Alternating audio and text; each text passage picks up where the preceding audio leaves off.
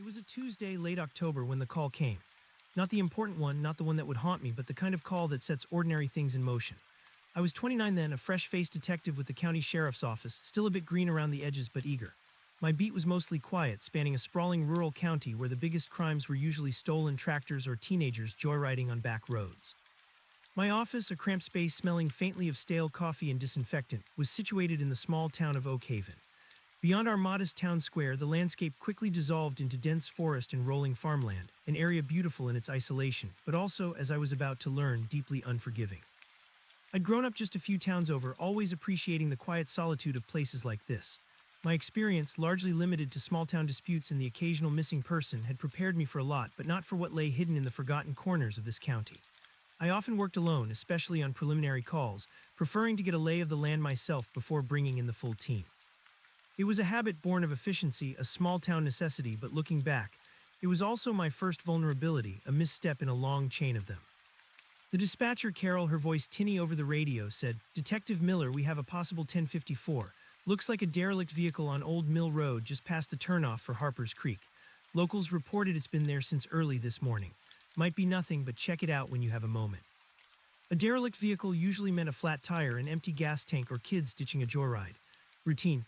I grabbed my keys, told Carol I was on my way, and headed out. The autumn air was crisp, carrying the scent of damp leaves and wood smoke.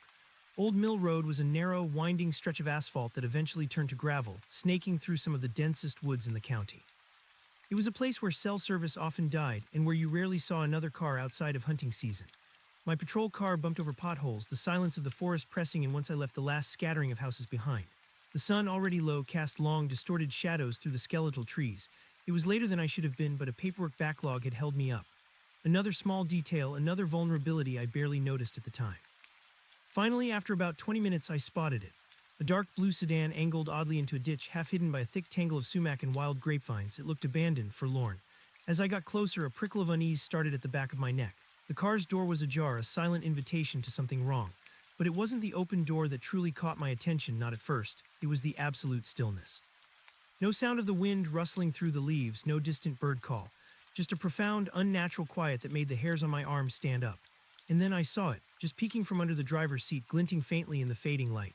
A small, expensive-looking camera lens, a detail that didn't fit, a subtle wrongness that planted the first cold seed of dread deep in my gut. I took a deep breath, the chill autumn air doing little to steady my nerves.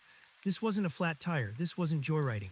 The air was too still, the silence too absolute, and that camera lens, it was a professional piece of equipment, not something you'd find in a casual abandon.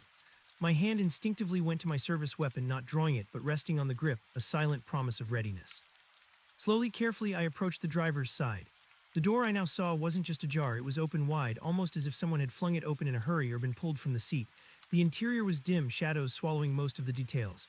But as I leaned closer, peering through the opening, the faint scent reached me. Metallic, coppery, the unmistakable smell of blood. My heart hammered against my ribs. This was no longer a routine call. This was something far, far worse. I drew my weapon, my senses on high alert, every instinct screaming at me to be cautious. The quiet stretch, taut and oppressive. With my gun held defensively, I swept the immediate area around the car, looking for any sign of movement, any hidden threat. Nothing, just the encroaching darkness and the skeletal trees. Then I focused back on the car. The camera lens I'd seen earlier wasn't just peeking out. It was attached to a high-end DSLR lying face down on the passenger seat, half covered by a dark jacket. A quick glance showed the screen was off, but the lens cap was missing. Had someone been using it, or had it been dropped? My eyes moved to the driver's footwell. It was soaked. Dark, viscous, the blood, and then I saw the leg, or what remained of it. A gasp caught in my throat. It was twisted, unnatural, partially obscured by the dashboard and the driver's seat. The trouser leg was torn, revealing skin that was eerily pale, mottled with deep purple and crimson, and above it nothing, no torso, no head, just a void where the rest of the body should have been. It was like a macabre magician's trick, a sudden, horrifying dismemberment that defied explanation. My training kicked in, overriding the initial shock. This was a crime scene, a horrific one. I needed to secure it immediately. "Carol, I need backup now," I radioed, my voice tighter than I intended. "Possible 1050, potentially 1054 confirmed. Old Mill Road just past Harper's Creek turnoff, and I need forensics. And an ambulance just in case, but this isn't good." "Copy that, Detective Miller. Confirming you need full team, forensic, and EMS to Old Mill Road. Can you give me a better status?" Carol's voice was sharper now, the routine gone from her tone. Partial remains found in the vehicle, driver's side, significant blood loss. I repeat, partial remains. The scene is compromised. I'm securing the immediate vicinity. No other vehicles, no individuals sighted. Stand by. I kept my weapon up, surveying the woods around me. The thought of something or someone still out there, possibly watching, sent a cold shiver down my spine. The air felt heavy, as if the forest itself was holding its breath. Every rustle of leaves, every creak of a branch sounded like footsteps.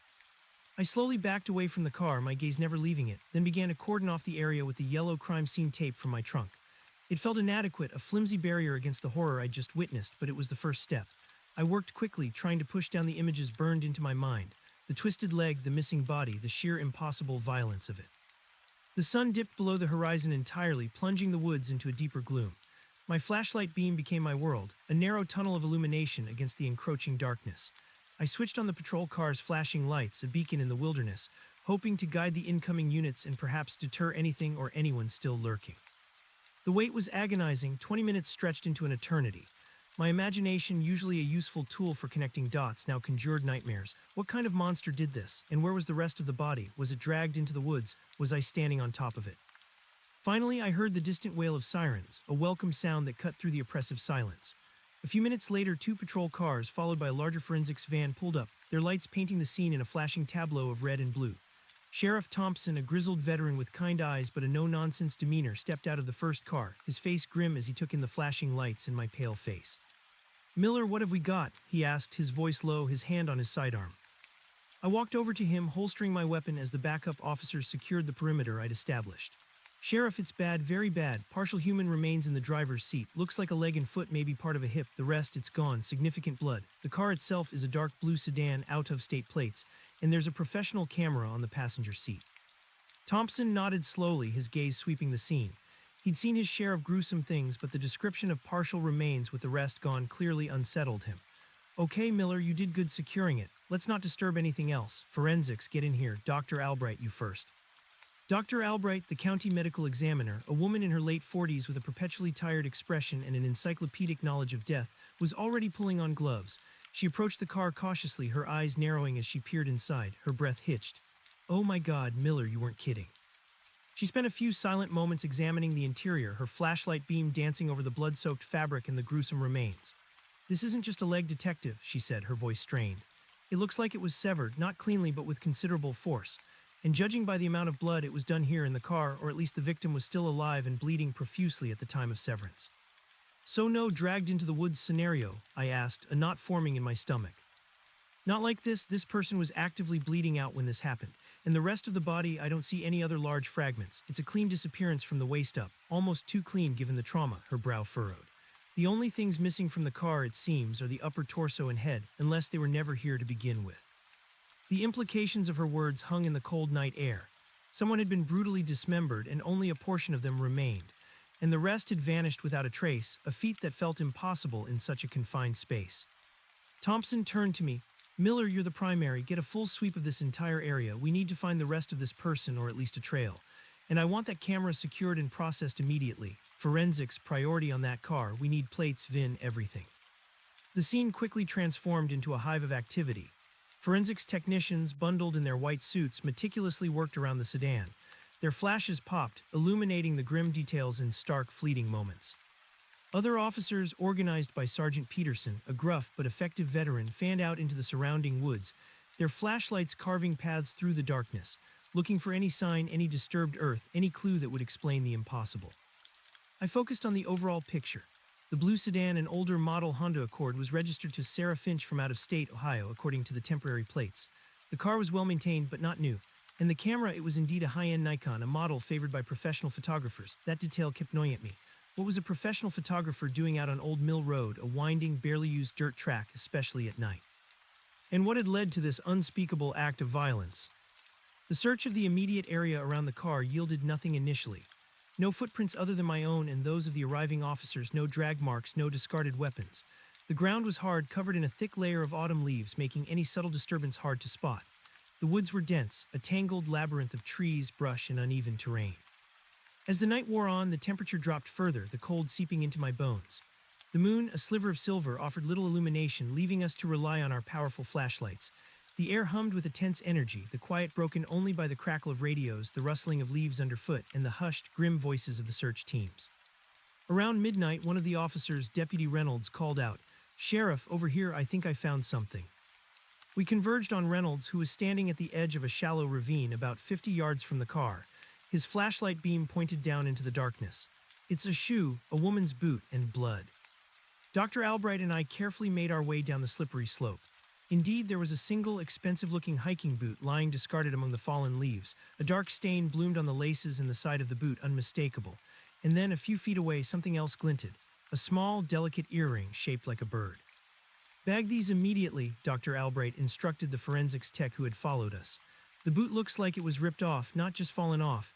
The earring could be accidental, could be struggled over." The find, while grim, gave us a slight flicker of hope, a trail, a direction, but it also suggested a struggle or at least a violent removal from the car. Back at the car, forensics had finished their initial sweep of the interior. "We've got a lot of prints," Detective Miller, the lead tech, Sarah Jenkins, reported. "Mostly smudged, but a few clear ones, and we've got blood spatter patterns, very violent. It wasn't a quick, clean kill, there was a struggle." "Any weapons?" I asked, my gaze sweeping the car's interior again. "None found in the car. The dismemberment instrument, it would have to be quite large and sharp to do that kind of damage. There are some metallic shavings on the floorboard near the severed leg, but we'll need to analyze them." "What about the camera?" "Secured, it's a Nikon D850 high-end. Memory card is still in it. We'll extract the data back at the lab. Could be anything on there, photos, videos, or nothing." "Do we have a confirmed identity for Sarah Finch yet?" Sheriff Thompson stepped in. "Carol's running her, so far clean record. The car is registered to her at an address in Columbus, Ohio. Her driver's license photo looks consistent with a young woman, maybe late 20s, early 30s. We're working on contacting next of kin, but it's going to be a long night for them." I stared at the partial remains, the horrific tableau. Sarah Finch. Her name echoed in my mind, the first concrete piece of information in this nightmare. A young woman far from home, ending up dismembered in the remote woods of Oakhaven County. Why? The search continued throughout the night. More officers arrived, expanding the search grid. The cold intensified and a thin mist began to rise from the ground, swirling eerily through the trees. Every rustle, every shadow seemed to hold a sinister secret. As dawn approached, painting the eastern sky in bruised purples and grays, the full horror of the scene became clearer. The car, still surrounded by crime scene tape, looked even more desolate in the wan light. The woods, which had seemed menacingly dark, now appeared simply bleak, unforgiving. The search teams, exhausted and grimy, regrouped. Nothing, no other body parts, no weapon, no significant personal effects. The single boot and the earring were our only additional finds. It was as if Sarah Finch had simply ceased to exist from the waist up, spirited away by some unseen force. "All right, team," Sheriff Thompson announced, his voice hoarse from the cold and the long night. "We're securing the scene again. Forensics will take the car back to the lab. We'll do a more extensive grid search in daylight. Miller, you and Peterson head back to the office. I want you both to start digging into Sarah Finch. Her life, her reason for being here, who she knew, who she might have met. Peterson, get the warrants for her phone records, social media, everything. Miller, coordinate with forensics on that camera. That's our best bet right now." The drive back to Oakhaven in the early morning light was a blur. My mind replayed the scene over and over. The metallic scent, the twisted leg, the impossible void where the rest of a human being should have been. The quiet solitude of these woods, which I had always appreciated, now felt like a shroud, a vast, indifferent witness to unspeakable evil. This wasn't just a missing person or a stolen tractor. This was a case that gnawed at the edges of my understanding, a brutal puzzle without clear pieces. Back at the office, the stale coffee smell was a grim comfort. Sergeant Peterson, a man who rarely showed emotion, simply grunted as he settled into his desk, already pulling up forms for search warrants. I poured myself a cup of the lukewarm coffee, the bitter taste a perfect match for my mood. "So Sarah Finch," Peterson began, not looking up from his screen. "Out-of-state plates, no immediate family listed in our state database, no recent traffic violations, clean, too clean." "What do you mean too clean?" I asked, rubbing my temples. "Someone who gets dismembered in the middle of nowhere usually has some kind of prior history, Miller, petty crime, drug use, bad associations. This Sarah Finch, according to the Ohio DMV, is just a person, mid-20s, no criminal record, address in a middle-class suburb of Columbus. If she's a professional photographer, why is she driving alone on Old Mill Road at night, and why is she cut in half?" "That's what we need to find out," I replied, staring blankly at my computer screen. My mind felt numb, yet buzzing with unanswered questions. The first call came a few hours later, just as the sun was fully up, casting long shadows across Oakhaven's sleepy Main Street. It was Sarah Jenkins from Forensics. Detective Miller, we've got something from the camera, she said, her voice tight with urgency. The memory card was full. Seems like Ms. Finch was taking a lot of pictures. Landscape shots, mostly nature stuff. A lot of very good quality images of the local flora and fauna, actually. Some really stunning autumn foliage from Harper's Creek and a few shots of the old mill itself. Okay, so she was a nature photographer. That explains her presence in the area, at least partially, I said, a flicker of understanding. But what about closer to the time of death? That's the thing, Jenkins continued. The last batch of photos, they're different. They weren't nature shots. They were taken within the last hour or so before her probable time of death based on our preliminary estimate, and they were taken inside the car. My blood ran cold again. Inside the car of what? Of herself, mostly self-portraits, but they're not typical. They're scared, distraught, her face is pale, eyes wide with fear. And then there's a sequence of shots, very rapid, almost like she was just frantically hitting the shutter button, not even looking at the screen. And what do those show? I asked, my voice barely a whisper. The last few photos, they're blurry, but we can make out a figure, a man reflected in the rear-view mirror. He's in the backseat, I think, and he's watching her. A shiver ran down my spine. This was it, the first tangible clue, the first glimpse of the monster. Can you enhance it, get any details? We're working on it, detective. It's very dark, very grainy, but it's definitely a man, and he's definitely in the car. In the very last photo, I pressed. There was a pause on the other end of the line. The very last one, it's a shot of the front passenger seat, but it's not Ms. Finch. It's blurry, but it looks like a close-up of an object, a small, dark object, and then the camera stopped recording. An object in the passenger seat, where the camera itself had been found. This case was twisting into something even more bizarre. I relayed the information to Thompson and Peterson. Thompson's jaw tightened. A stalker, someone she knew who followed her, or a random attack. The self-portraits suggest she was alone initially, then something happened. She picked someone up or someone forced their way in, Peterson mused, tapping his pen. If she was a nature photographer, she might have known this area, known it was isolated. That could be a reason to feel comfortable picking someone up or at least talking to them. We spent the rest of the day in a flurry of activity. Phone records for Sarah Finch were obtained, showing her last known calls and texts. She'd talked to her parents a few days prior, confirmed she was on a photography trip, exploring the rural landscapes of Ohio and a bit into our county. Her texts were mostly mundane to friends about her progress, her love for the autumn colors, nothing suspicious. But then we found a gap, a 5-hour window on the day of her death where her phone had been completely inactive. No calls, no texts, no data usage. It was possible she was in a dead zone, common in these parts, but it was also possible something else had happened. And then there was the metadata from her camera. It confirmed the last photos were taken roughly an hour before her probable death. And the GPS data from a few of the earlier nature shots placed her squarely in the Harper's Creek area, just a few miles from Old Mill Road. She was definitely familiarizing herself with the region. The image from the camera, the blurry figure in the rearview mirror, became our priority. Jenkins and her team worked tirelessly, applying every enhancement technique they had. By late afternoon, they had a slightly clearer image, still grainy, but enough to make out some features. It was a man indeed, late 20s, early 30s, dark hair receding at the temples, a lean face. And his eyes, even in the blurry image, they held an unsettling intensity, a predator's stare. He wasn't looking at the camera, he was looking at Sarah Finch. Anything on facial recognition? I asked Jenkins, staring at the printout they'd sent over. Not yet, detective. It's still too low resolution for a direct match in our databases, but we've circulated it to other agencies. Maybe someone will recognize him. What about the object in the last photo? Thompson asked, leaning over my shoulder. Jenkins sighed. That one is even harder. It's just a dark mass, small, dense, looks like it's sitting right on the passenger seat. Could be anything. A rock, a dark wallet, a small bag, no distinguishing features. Could it be a weapon? I mused. Possible, but it doesn't have a clear shape. No sharp edges visible. It's just a blob of dark pixels. That night I drove back to the station alone. The image of the man in the mirror burned into my mind. I couldn't shake the feeling that this case was going to be different, more complex, more disturbing than anything I'd ever handled. It wasn't just the brutality, it was the sheer mystery of it. The missing body, the strange object, the man's chilling gaze. The next morning, the small Oak Haven Sheriff's Office was buzzing. News of the grisly discovery had spread like wildfire through the county, no doubt fueled by rumor and speculation. The phone lines were jammed with calls from concerned citizens, reporters from larger regional papers, and even a few federal agencies offering assistance, sensing the unusual nature of the crime. Thompson had already set up a dedicated task force, pulling in 2 additional detectives from a neighboring county, along with their forensic anthropologist, Dr. Lena Ramirez, a sharp, no-nonsense woman with a reputation for solving impossible cases. Ramirez was already at the lab, reviewing Dr. Albright's initial findings in the photographs.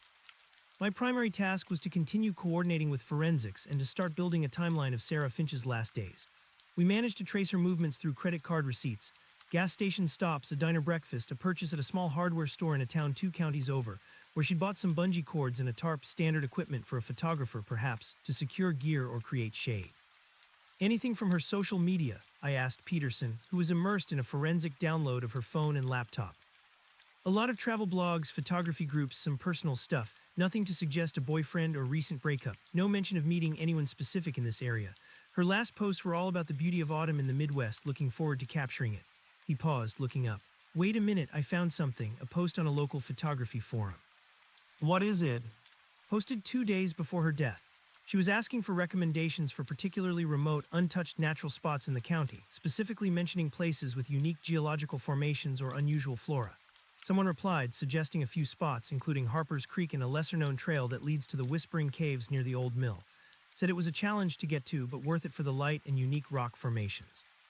Whispering Caves, I repeated. I'd heard of them, mostly local legend. Old limestone caves, some said they were ancient Native American sites, others whispered about strange sounds coming from within. They were deep in the woods, not an official park, largely unmaintained. That's close to Old Mill Road, very close. Yeah, Peterson confirmed. The person who replied to her post, their username is Forest Guardian 74.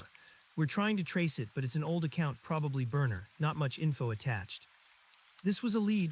Sarah Finch, a nature photographer, was seeking out remote, unique locations, and someone online had directed her to a spot perilously close to where she met her end. Could this Forest Guardian 74 be our man in the mirror? I went back to the printout of the enhanced image from the camera. The man's face, though still indistinct, now felt less like a random blur and more like a potential connection. If he was Forest Guardian 74, it implied he knew the area, specifically these remote spots. I shared the new information with Dr. Ramirez, who had just returned from the lab. This Whispering Caves lead is interesting, Detective Miller, she said, her glasses perched on her nose as she reviewed the file. If she was heading there, she would have been very isolated, and the area around the caves, it's known for unstable ground, sinkholes, and deep crevices. Are you thinking the rest of her body could be in one of those? I asked, a grim hope forming. It's a possibility we can't rule out, she replied, her expression neutral.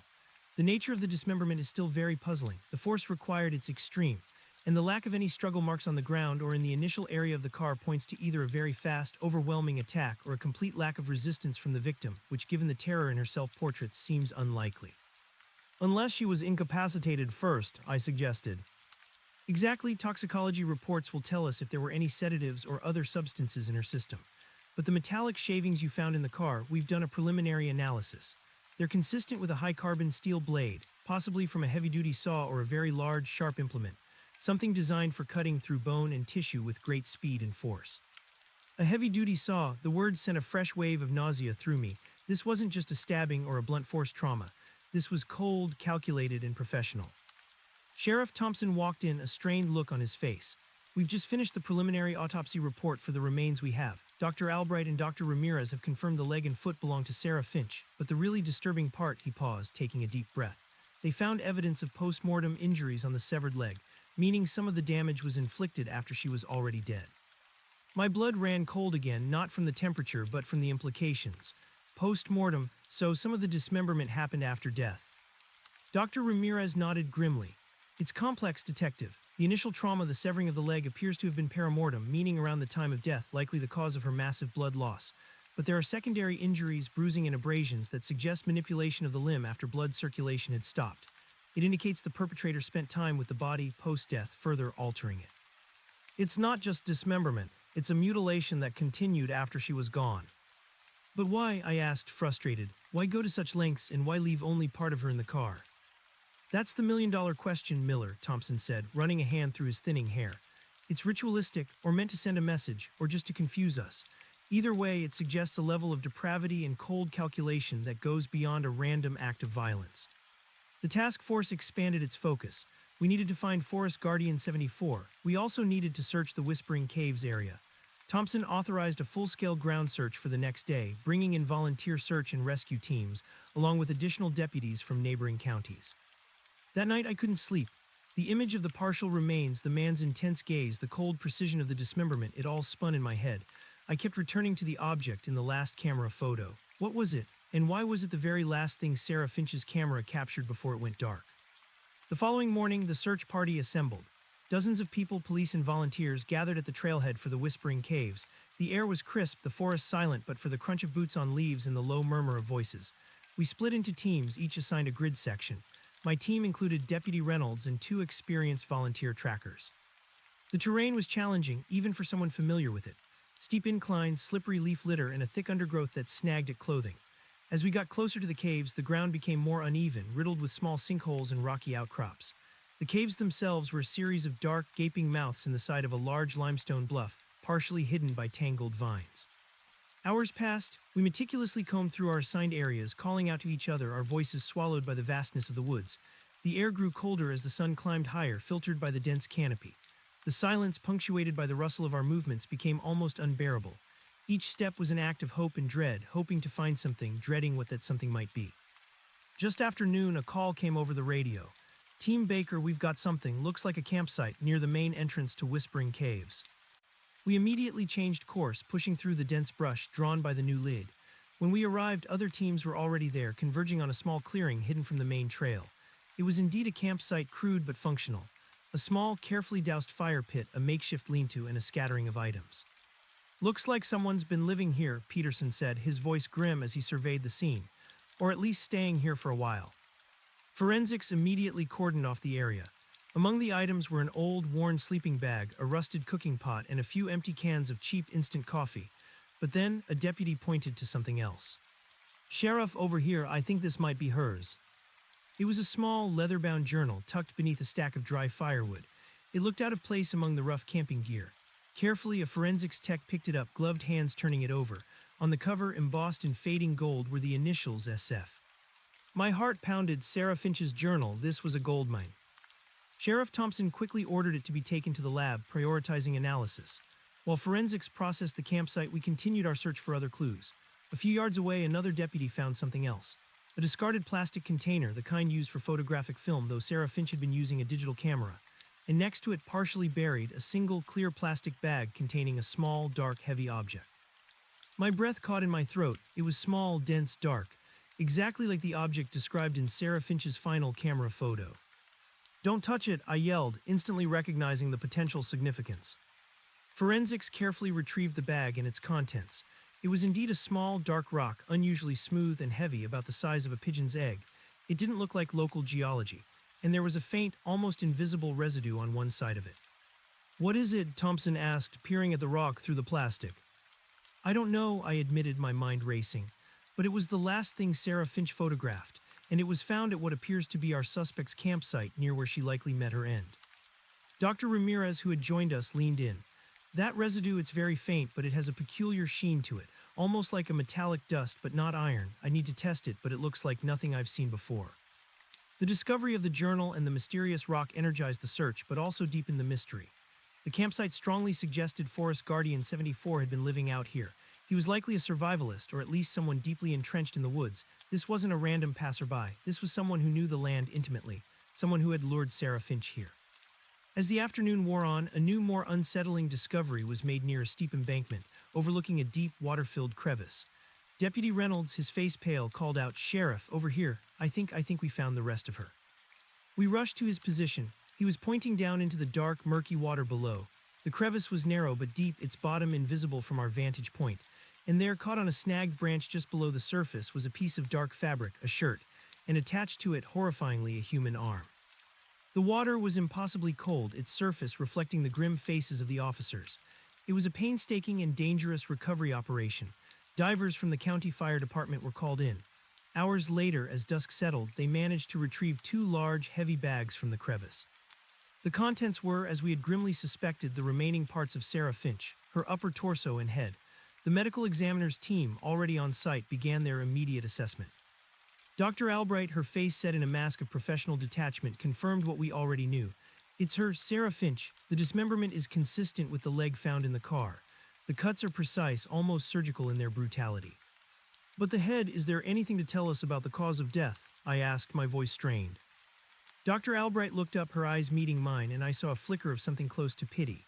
"Detective, the head, it shows signs of extreme blunt force trauma, repeated blows to the face and skull. That, coupled with the blood loss from the dismemberment, would have been instantly fatal. She didn't suffer long, at least not in this stage. The sheer violence of it was overwhelming. Not only was she dismembered, but she had been brutally beaten as well.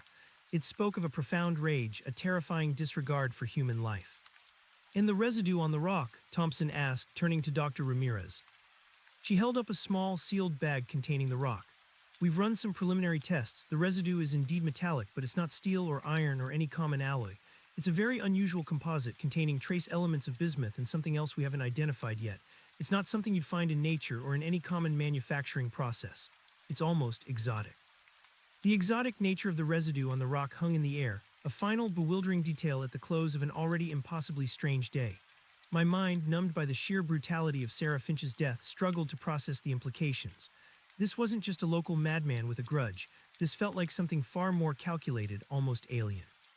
Back at the office, the atmosphere was heavy with exhaustion and grim determination. Thompson had ordered everyone to take a short break, but few actually left their desks. The need for answers was too urgent. I sat at my desk, staring at the printout of the blurry suspect image, willing it to reveal a name, a face, anything. Peterson, a stack of freshly printed documents beside him, cleared his throat. "Miller, the lab just sent over the preliminary findings on Sarah Finch's journal." I sat up straighter, a jolt of anticipation cutting through my fatigue. "Anything useful?" "More than useful, it's her personal diary. She's very observant, detailed. It covers her trip from Columbus, her impressions of the landscape, her photographic goals." Peterson paused, adjusting his glasses. "She was indeed looking for the Whispering Caves. She mentioned a post on a local forum from Forest Guardian 74 describing the caves as a place of ancient energy and unique geological phenomena." She was intrigued. "So he lured her there," I murmured, a cold anger building. "It seems that way. The journal entries from the 2 days leading up to her death are particularly telling. She writes about the beauty of the area, but also about a growing sense of unease. She mentions a strange, almost imperceptible hum in the air around the caves and a feeling of being watched." "Did she describe meeting anyone?" Peterson flipped a page. "Yes, the day before her death, she writes about encountering a man near the caves. She describes him as intense, solitary, and deeply connected to the land. She found him fascinating at first, a potential subject for her photography, someone who embodied the raw spirit of the wilderness." My gaze fell back to the blurry face on the printout. "Is it him? Does her description match our suspect?" "It's vague but consistent. Dark hair, lean build, intense eyes. She wrote that he seemed to know an incredible amount about the caves, their history, and even the local flora and fauna. He offered to guide her to a hidden section of the caves, promising a unique perspective for her art." "She went with him?" I asked, dread coiling in my gut. "She did," Peterson confirmed, his voice softening with a touch of regret. "The last entry, dated the day of her death, is short, almost frantic. She describes being deep inside the caves with him. She says the humming was louder there, almost unbearable, and that the air felt heavy with an unseen presence. She also mentions the man showing her something. A sacred object, she called it. A dark, smooth stone that he said had been there for centuries, imbued with the cave's power." I felt a chill despite the warmth of the office. "The rock, the one we found at the campsite, the last thing she photographed." "Exactly." Her entry ends abruptly there. She writes, "He spoke of the stone's properties, of its connection to something ancient and beyond our understanding. He said it was a key to a truth that would change everything." And then he smiled, and his eyes were no longer human. A profound silence filled the office, broken only by the hum of the fluorescent lights. "His eyes were no longer human," I repeated, the words echoing the chilling intensity of the blurred image. It was a subjective observation, of course, the impression of a frightened young woman, but it spoke volumes about the man's demeanor. "Did she mention a name for him?" Peterson shook his head. "Only the guardian of the caves." She was clearly captivated, then terrified. It seems he revealed his true nature, or at least his intentions, to her while she was in the caves. This was it, the narrative of her last moments, leading her deeper into the isolated, ancient labyrinth of the caves, far from any help. It explained her terror, the frantic self-portraits, the man's presence in her car. Thompson entered the office then, his expression ashen. "Dr. Ramirez just called. She has something on the residue from the rock." We gathered around his desk, a palpable tension in the air.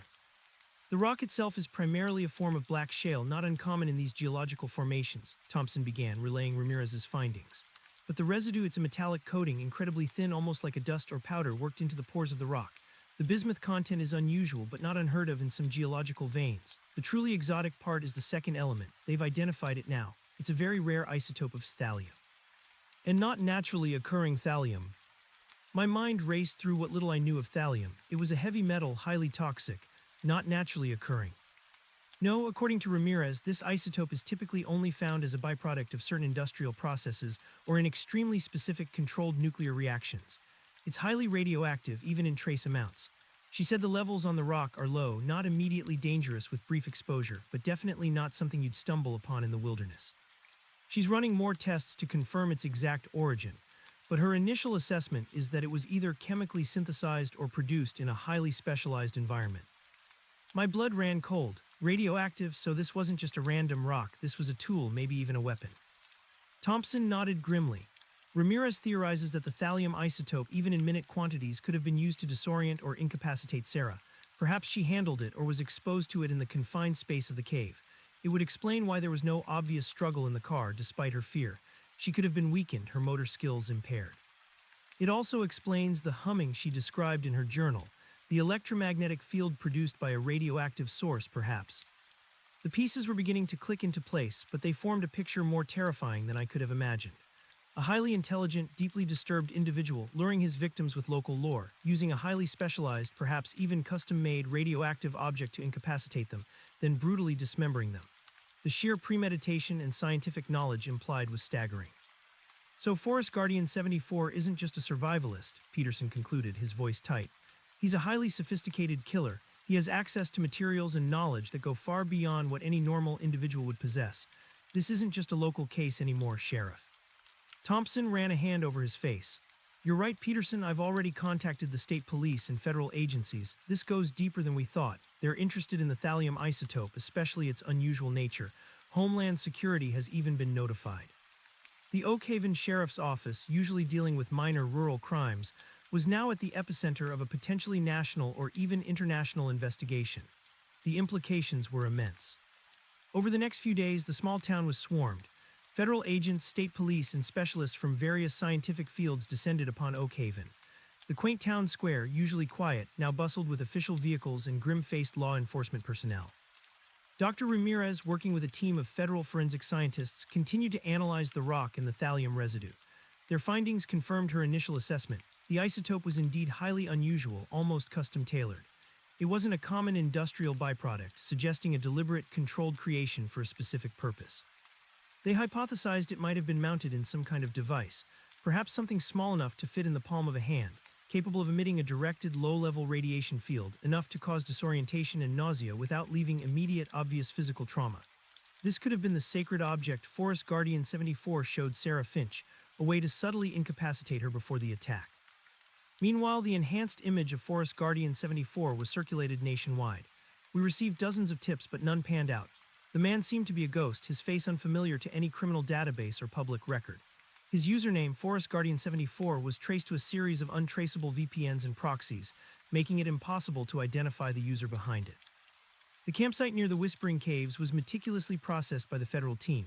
They found more items, a collection of carefully labeled geological samples, highly technical wilderness survival gear, and an array of complex homemade devices that baffled our local experts. One device in particular stood out, a small, intricate contraption with a polished metal surface and several tiny, glowing lights. It had no obvious function, but it hummed faintly when powered on by the forensic technicians, a low, resonant sound that sent a shiver down my spine. This could be what Sarah heard, one of the federal agents, a stern woman named Agent Davis, speculated, carefully examining the device. The humming in her journal, it might be some form of electromagnetic emitter, perhaps coupled with the thallium isotope, designed to create a specific, disorienting effect. The precision, the scientific knowledge, the calculated brutality, it all pointed to a killer operating on a completely different level. This wasn't a desperate act. This was a meticulously planned experiment in human suffering, veiled in the guise of ancient lore. My days blurred into a relentless pursuit of information. I worked closely with Agent Davis, a sharp, experienced investigator who had seen her share of strange cases, but even she admitted this one felt unique. We interviewed anyone who lived near Old Mill Road or the Whispering Caves, showing them the suspect image. No one recognized him. The man seemed to emerge from the very woods he claimed to guard, leaving no trace in the civilized world. We also delved deeper into the history of the Whispering Caves. Local folklore spoke of the caves as a sacred site for an ancient, forgotten Native American tribe, a place where the veil between worlds was thin. Legends told of strange lights and sounds emanating from within and of travelers who entered but never returned. Most dismissed it as superstition, but now with the exotic thallium and the disorienting device, these old tales took on a new, chilling dimension. Could he be using the legends to his advantage? I asked Agent Davis one evening, poring over old county records and local history books. Luring people, making them believe there's something mystical about the place when it's really just his own twisted science. That's often how these types operate, Detective Miller, Davis replied, her eyes scanning a faded newspaper clipping about unexplained disappearances in the area from decades ago. They prey on curiosity, on a desire for something beyond the mundane. They build an elaborate facade to mask their true intentions. In these woods, this isolation, it's the perfect stage. The disappearances she mentioned, previously dismissed as accidents or people simply moving on, now seemed to gather new significance. Were there other victims? Had Forest Guardian 74 been operating here for years, perfecting his methods, hidden by the very wilderness he claimed to protect? Thompson assigned me to lead the deep dive into the historical records, hoping to connect this killer to any past anomalies. I spent long hours in the dusty county archives, sifting through old police reports, newspaper articles, and local historical society records. The disappearances were indeed numerous over the decades, mostly hikers, hunters, or travelers. But without any bodies, without any concrete evidence of foul play, they had remained cold cases, eventually fading into local lore. One particular set of records caught my eye. In the early 1980s, two students from a nearby university, both geology majors, had gone missing while exploring the Whispering Caves. Their car had been found abandoned near Old Mill Road, not far from where Sarah Finch's car was discovered. A small-scale search had yielded nothing. The official explanation was that they likely fell into a sinkhole or got lost in the labyrinthine cave system. But now, in light of Sarah Finch's case, the parallels were chilling. I brought the files to Agent Davis. She studied them intently, her brow furrowed. Two geology students. They would have been interested in unique rock formations, just like Sarah Finch, a nature photographer looking for unique geological phenomena. And they disappeared from the same area. Could it be the same perpetrator? I ventured. He would have been much younger then, but still the pattern fits. It's possible, she conceded. If he's been operating for 40 years, he'd be an old man now. But the scientific sophistication we're seeing in Sarah Finch's case, the custom thallium isotope, the electromagnetic device that would require continuous learning adaptation, it's a dedicated, evolving pathology. We arranged for the old case files to be re-examined by the federal team, hoping that new forensic techniques could find something missed decades ago. But the odds were long. As the days turned into weeks, the investigation became a living, breathing entity, consuming every resource. The search for Forest Guardian 74 extended beyond Oakhaven County, reaching across state lines. The composite sketch, now slightly refined based on the blurry photograph in Sarah's journal description, was everywhere. Still, no positive identification. It was as if the man was a phantom, existing only in the dense woods of Oakhaven. One afternoon, I received a call from the federal lab. Dr. Chen, a senior physicist working on the thallium isotope, was on the line. His voice was hushed, almost reverent. Detective Miller, we've made a breakthrough on the thallium isotope. It's even more unusual than we initially thought. What is it, doctor? I asked, my heart pounding.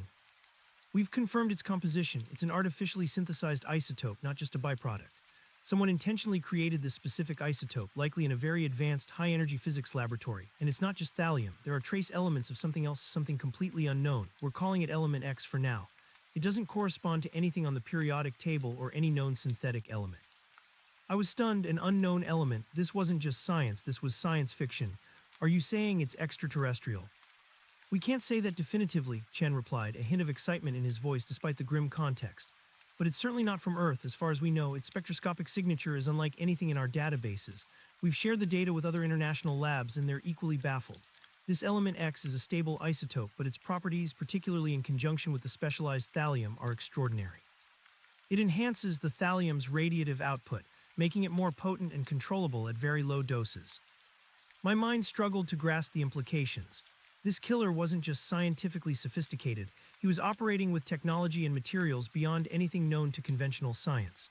It was a terrifying thought that such a profound discovery was being used for such heinous purposes, hidden in the remote woods of my quiet county. Thompson and Agent Davis were immediately informed. The news sent a ripple of shock through the entire task force. The federal presence escalated, with specialists from agencies I'd only read about now descending on Oakhaven. The case was no longer just a murder investigation. It was a matter of national security, perhaps even global significance. The search for Forest Guardian 74 intensified further. Every square inch of the Whispering Caves and the surrounding forest was re-examined. We were no longer just looking for a killer. We were looking for a scientist, a genius, perhaps even a madman, who possessed knowledge and technology that could change the world or destroy it. One evening, weeks after the initial discovery, Agent Davis called me into a private conference room at the temporary Federal Command Center set up in the Oakhaven Community Hall. The room was stark, lit by a single overhead fluorescent light, and filled with maps, diagrams, and enlarged photographs of the crime scene and the suspect. Detective Miller, she began, her voice unusually grave, we've received some information that puts this case in an even more disturbing light. Remember those two geology students who disappeared in the 80s? Yes, I remember. Any new leads? We managed to locate one of their surviving relatives, an older sister. She remembered something peculiar about her brother's research. He was obsessed with local geological anomalies, particularly a series of small, unexplained seismic events that occurred periodically around the Whispering Caves. He believed there was a unique mineral deposit deep within the caves, one that didn't match any known terrestrial geology. He called it the heart of the mountain. My breath hitched. The rock, the thallium and element X, could that be it?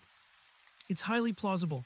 The sister also mentioned that her brother had a theory about strange energy fluctuations in the area, magnetic anomalies that affected compasses and disrupted radio signals. He even recorded some of them using custom-built equipment. And he vanished right after that, looking for this heart of the mountain. I finished, connecting the dots. Davis nodded slowly. It suggests our killer, Forest Guardian 74, has been guarding this secret for a very long time, perhaps for decades. He lured the students in just as he lured Sarah Finch when they got too close to his discovery. His discovery, or something he found and exploited? I asked. That's the question, but it implies he's not just a brilliant, isolated scientist. He's a guardian, a protector of this unknown element, this secret technology, and he's willing to kill brutally to keep it hidden. The implications were staggering.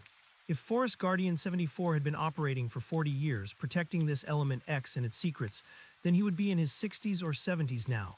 Yet the image from Sarah's camera suggested a man in his late 20s or early 30s. Agent Davis, I said, a new chilling thought forming in my mind.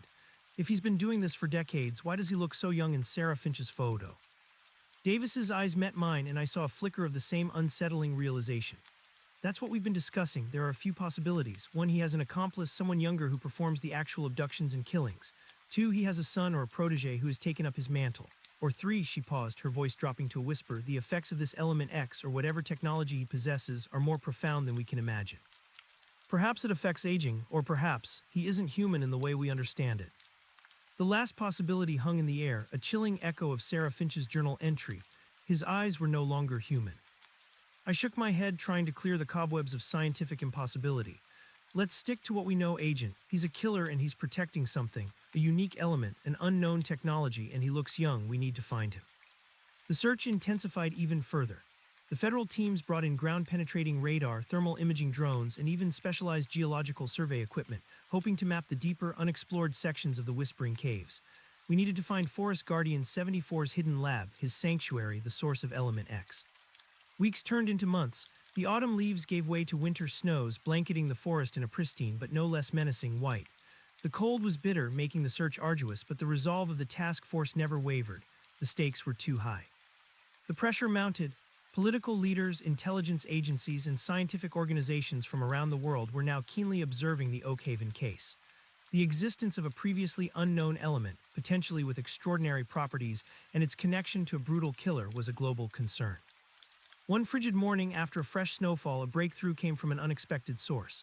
A team of geologists using advanced seismic sensors detected a large, anomalous void deep beneath the Whispering Caves, far larger than any known cave chamber in the region. And emanating from this void, they detected a faint but consistent energy signature. It wasn't just a hum, it was a rhythmic pulse, almost like a heartbeat deep within the earth. We believe this is it, Detective Miller, Dr. Albright said, now fully integrated into the federal team as a key forensic expert. Her face was pale, but her eyes gleamed with a mix of fear and excitement. The source of the energy, and possibly the origin of element X, our best guess is that it's an ancient, undiscovered pocket of this unknown element deep within the earth, and Forest Guardian 74 has been exploiting it. The implications were terrifying. If Forest Guardian 74 was drawing power from this source, manipulating element X, then his capabilities were far beyond what we could comprehend. He was not merely a killer, he was a guardian of a power that could redefine humanity's understanding of the universe. Thompson authorized a specialized drilling operation designed to carefully penetrate the rock and reach the anomalous void. It was a painstaking process, requiring extreme caution due to the unknown energy signature and the potential instability of the surrounding geology.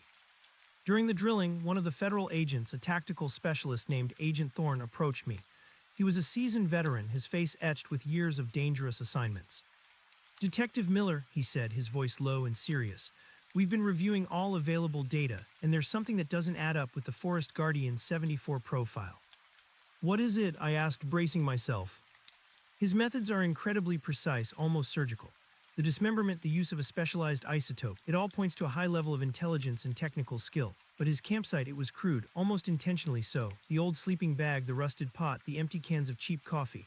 It doesn't fit the profile of a sophisticated genius operating with advanced technology. Are you suggesting he was deliberately trying to mislead us? Possibly, or the persona of Forest Guardian 74, the Guardian of the Caves, is a deliberate front, a theatrical performance. He wants to appear as a reclusive survivalist, a man of the woods, while secretly harboring extraordinary capabilities. It's a classic misdirection. Thorne paused, his gaze fixed on the map of the cave system. But there's more. We found faint, almost imperceptible tracks leading away from the campsite deeper into the forest, not towards the main cave entrance, but towards a rarely used game trail. And they're not traditional boot prints. They're unusual, almost too light, too balanced for human carrying equipment. My mind flashed back to the blurs of the man in the rearview mirror, the unsettling intensity of his gaze, Sarah Finch's chilling final words. His eyes were no longer human. You think he's using those tracks to throw us off? I asked, a knot forming in my stomach. Or, Thorne said, his voice almost a whisper, he moves differently than we do. Whatever he is, whatever he has become, he is not just a man living in the woods. This new perspective sent a fresh wave of unease through me. The killer wasn't just smart, he was playing a game, manipulating our perceptions, perhaps even our understanding of what was possible. The drilling continued for days, the rhythmic pulse from deep within the earth growing subtly stronger, a low thrum that vibrated through the ground. The air around the caves felt charged, and strange phenomena were reported by the search teams. Compasses spinning erratically, radio static, and even momentary power fluctuations in their equipment. Finally, the drill broke through. Not into a cavern, but into a narrow, perfectly cylindrical shaft, seemingly carved by artificial means, its walls smooth and unblemished, not natural rock. And from within the shaft, a soft, ethereal light emanated, pulsing in time with the deep thrumming, casting an otherworldly glow on the faces of the amazed geologists and federal agents. This isn't a natural formation, Dr. Chen breathed, his eyes wide. This is engineered. Agent Davis immediately ordered a reconnaissance drone to be lowered into the shaft. The drone, equipped with advanced sensors and high-resolution cameras, began its descent. We watched the live feed on a large screen in the command center, a silent, captivated audience. The shaft was deep, descending vertically for hundreds of feet. The light intensified as the drone went deeper, revealing more of the shaft's construction. The walls were not bare rock, but seemed to be composed of a smooth, obsidian-like material that absorbed and reflected light in strange ways. There were intricate glowing symbols etched into the walls, symbols that no one recognized, alien in their design. At the bottom of the shaft, the drone entered a vast circular chamber. It was immense, far larger than any natural cave, and it was not empty. In the center of the chamber, suspended in midair by an unseen force, was a colossal crystalline structure. It pulsed with the same soft, ethereal light, its surface a kaleidoscope of shifting colors. It was roughly spherical, but with complex geometric facets that seemed to defy earthly physics. This was the source of the energy, the heart of the mountain, and it radiated a profound sense of ancient power even through the drone's camera. My God, Thompson whispered, his voice full of awe and dread. What is that? Element X, Dr. Chen murmured, his eyes glued to the screen. Or its core manifestation. This is beyond anything we've ever encountered. But the chamber held more than just the crystalline structure. Around the periphery, arranged in precise, geometric patterns, were a series of smaller, similar but darker structures. They looked like altars or pedestals, and on each one, glowing faintly with the same ethereal light, was a small, dark rock, identical to the one found at Forest Guardian 74's campsite, imbued with the thallium isotope in Element X. And then the drone's camera panned further. In one corner of the chamber, meticulously organized, was what appeared to be a laboratory. Sleek, polished surfaces, blinking lights on intricate machinery, computer consoles displaying complex diagrams. This was the true lair of Forest Guardian 74. And then we saw him. He was standing at one of the consoles, his back to the drone. He was exactly as Sarah Finch described, and as the blurry photo suggested, lean with dark, receding hair and an undeniable aura of intense focus. But as he turned slowly to face the drone's lens, a collective gasp went through the command center. He was not in his late 20s or early 30s. He was old, very old. His face was a roadmap of deep lines and wrinkles, his skin like parchment. His hair, though dark, was sparse. Yet his eyes were startlingly young, sharp, and intensely alive, burning with an almost unnatural light. And they held a look of profound, ancient knowledge mingled with an icy, predatory intelligence. It was a face that belonged to a man who had seen centuries, not decades. The younger image from Sarah Finch's camera had been an illusion, a trick of the light, or perhaps a temporary effect of the energy he was manipulating. He was indeed a guardian, an ancient one, protecting this otherworldly secret for an impossibly long time. That's him, Agent Davis breathed, her voice tight with a mix of shock and confirmation. Forest Guardian 74, but he's not what we expected. His eyes, I whispered, remembering Sarah's journal, they're not human. The drone continued to transmit, and then, without warning, the entire feed went static. The screen fizzled, then went black. A beat of stunned silence, then Agent Thorne spoke, his voice grim. He knows we're here, he cut the feed. Thompson immediately sprang into action. All right, people, we have visual confirmation. He's down there. We need a tactical team ready to deploy into that shaft immediately. Agent Thorne, assemble your best. We're going in. This man is dangerous, and he possesses technology we don't understand. Assume he is armed, and assume he has capabilities beyond anything conventional. The air in the command center crackled with electricity. The years of mystery, the brutal murders, the scientific anomalies, it all culminated in this moment. We had found Forest Guardian 74, but we were stepping into a realm of the unknown, facing a threat that challenged the very fabric of our reality. The quiet solitude of Oakhaven County had given way to an ancient, hidden power, guarded by a killer who seemed to defy time itself. I felt a surge of adrenaline, cold and hard. This wasn't just about justice for Sarah Finch anymore. This was about something far larger, far more profound. This was about the nature of existence itself, exposed in the heart of our quiet, unassuming woods. I had to be part of the assault team, my county, my case. Sheriff, I'm going in with them, I stated, my voice firm, meeting his gaze. Thompson looked at me for a long moment, seeing the determination in my eyes. He knew I wouldn't back down. He nodded slowly. All right, Miller, but you follow Thorne's lead. This isn't a standard arrest. This is uncharted territory. Within the hour, a highly trained tactical team, augmented by federal specialists, was assembled. We were equipped with enhanced body armor, specialized weaponry, and communications gear designed to withstand potential electromagnetic interference. Thorne gave a concise, sober briefing. We're entering a hostile environment, potentially containing unknown technology and an individual who has demonstrated extreme brutality and scientific prowess.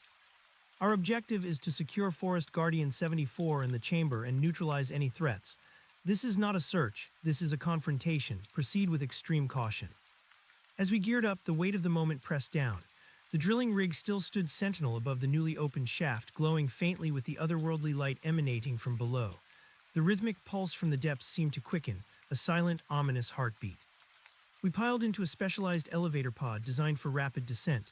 The doors sealed, and with a low hum we began our drop into the depths. The air grew heavy, charged with an unseen energy. The etched symbols on the shaft walls seemed to glow more brightly as we passed, casting shifting, alien shadows. The descent felt like an eternity, a journey into the heart of a mystery that had plagued these woods for decades, perhaps centuries. My hand instinctively went to my sidearm, its familiar weight a small comfort against the profound unknown we were about to face. The hum in my ears intensified, a vibration that resonated not just through the metal of the pod, but through my very bones. When the pod finally hissed to stop, the door slid open, revealing the vast, pulsing chamber. The colossal crystalline structure dominated the space, radiating its ethereal light, casting an alien glow on the smooth, dark altars that lined the perimeter. The air was warm, strangely still, and thrummed with a palpable energy.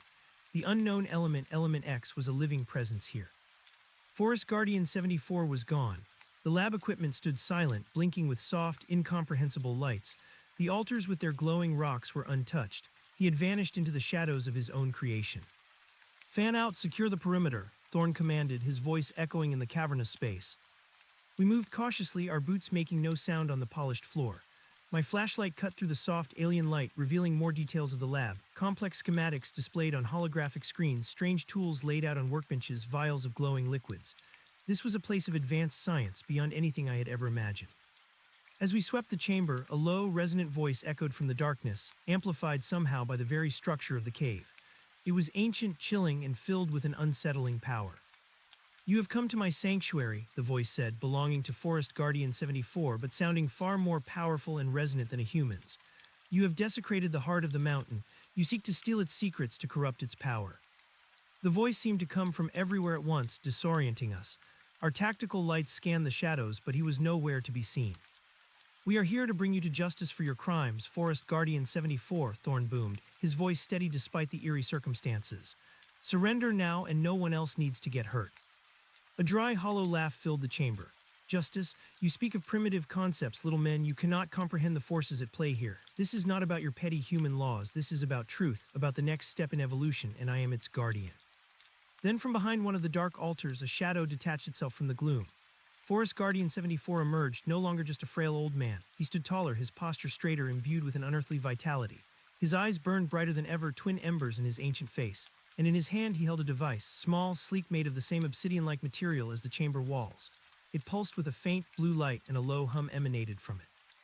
"You have trespassed," he said, his voice now a powerful drone that vibrated through the chamber, making the very air shimmer. "And for that, you will pay the ultimate price." He raised the device. A beam of pure, concentrated energy shot from it, not a light beam, but a blinding, concussive wave that struck the first two agents in our line. They crumpled instantly, their bodies seizing, eyes wide and unseeing, before collapsing to the polished floor. "Take cover," Thorn roared, shoving me behind a glowing altar. The energy beam was silent, precise, and devastating. It wasn't a conventional weapon. There was no visible projectile, no sound of a gunshot, just the sudden, crushing impact of pure force. Forest Guardian 74, his ancient face etched with a terrifying calm, moved with impossible speed, his body blurring as he targeted another agent. The beam lashed out again, and a third officer fell, their comms crackling with a final, desperate gasp before cutting out. "What is that thing?" Deputy Reynolds hissed, pressed beside me, his face pale. "I don't know," I breathed, peering around the altar. The crystalline structure in the center of the chamber pulsed faster, its ethereal light intensifying, casting eerie, dancing shadows that seemed to distort reality. The hum vibrated through my very bones, a deep, resonant frequency that made my teeth ache. This wasn't just a cave, it was a power conduit. Forest Guardian 74 wasn't engaging us with a firefight. He was systematically incapacitating us, one by one, with this unknown energy weapon. He seemed to draw power directly from the colossal crystal, his movements fluid and unnervingly fast for a man his age. He was feeding on the ambient energy, growing stronger, more vital with every passing moment. Thorn, ever the tactical expert, quickly assessed the situation. "Don't engage him directly, he's too fast and that weapon is unknown. We need to disrupt his connection to that energy source." He pointed towards the massive crystalline structure. "Miller, Reynolds, cover me. We need to get to his lab, find a control panel, anything." Moving with extreme caution, we used the dark altars and the scattered lab equipment as cover, trying to flank him. Our weapons, designed for conventional threats, felt useless against this otherworldly force. He wasn't firing at us. He was emitting a concentrated field of something that overloaded the nervous system, something that simply shut people down. Another agent screamed as the beam struck his arm. His muscles locked and he collapsed, his body rigid. Forest Guardian 74 merely smiled, a slow, terrifying rictus that revealed ancient yellow teeth. His eyes, those intensely young, burning eyes, held a chilling triumph. "You are but ants crawling upon a monument of truth," he droned, his voice echoing, reverberating through the very air. "You cannot stop what has already begun. The awakening is at hand." He shifted his gaze towards us. We were exposed. Before he could raise his device again, Thorn sprang from cover, firing a burst from his assault rifle directly at Forest Guardian 74. The bullets struck the old man, but they didn't stop him. Instead, they seemed to dissipate, absorbed by some invisible energy field, creating small, sparkling flares of light around him. He didn't even flinch. "Foolish primitive," Forest Guardian 74 sneered, raising his device. "Thorn, no," I yelled, but it was too late. The blue beam lanced out, striking Thorn in the chest. He staggered back, a look of profound shock on his face before collapsing, his body convulsing. His eyes were open, staring blankly at the pulsing crystal. He wasn't dead, but he was incapacitated, lost to the strange energy. Panic threatened to overwhelm me. This wasn't a fight, it was a slaughter. Forest Guardian 74 was invincible. His technology, his connection to Element X, made him untouchable. "We need to fall back," Reynolds shouted, pulling on my arm.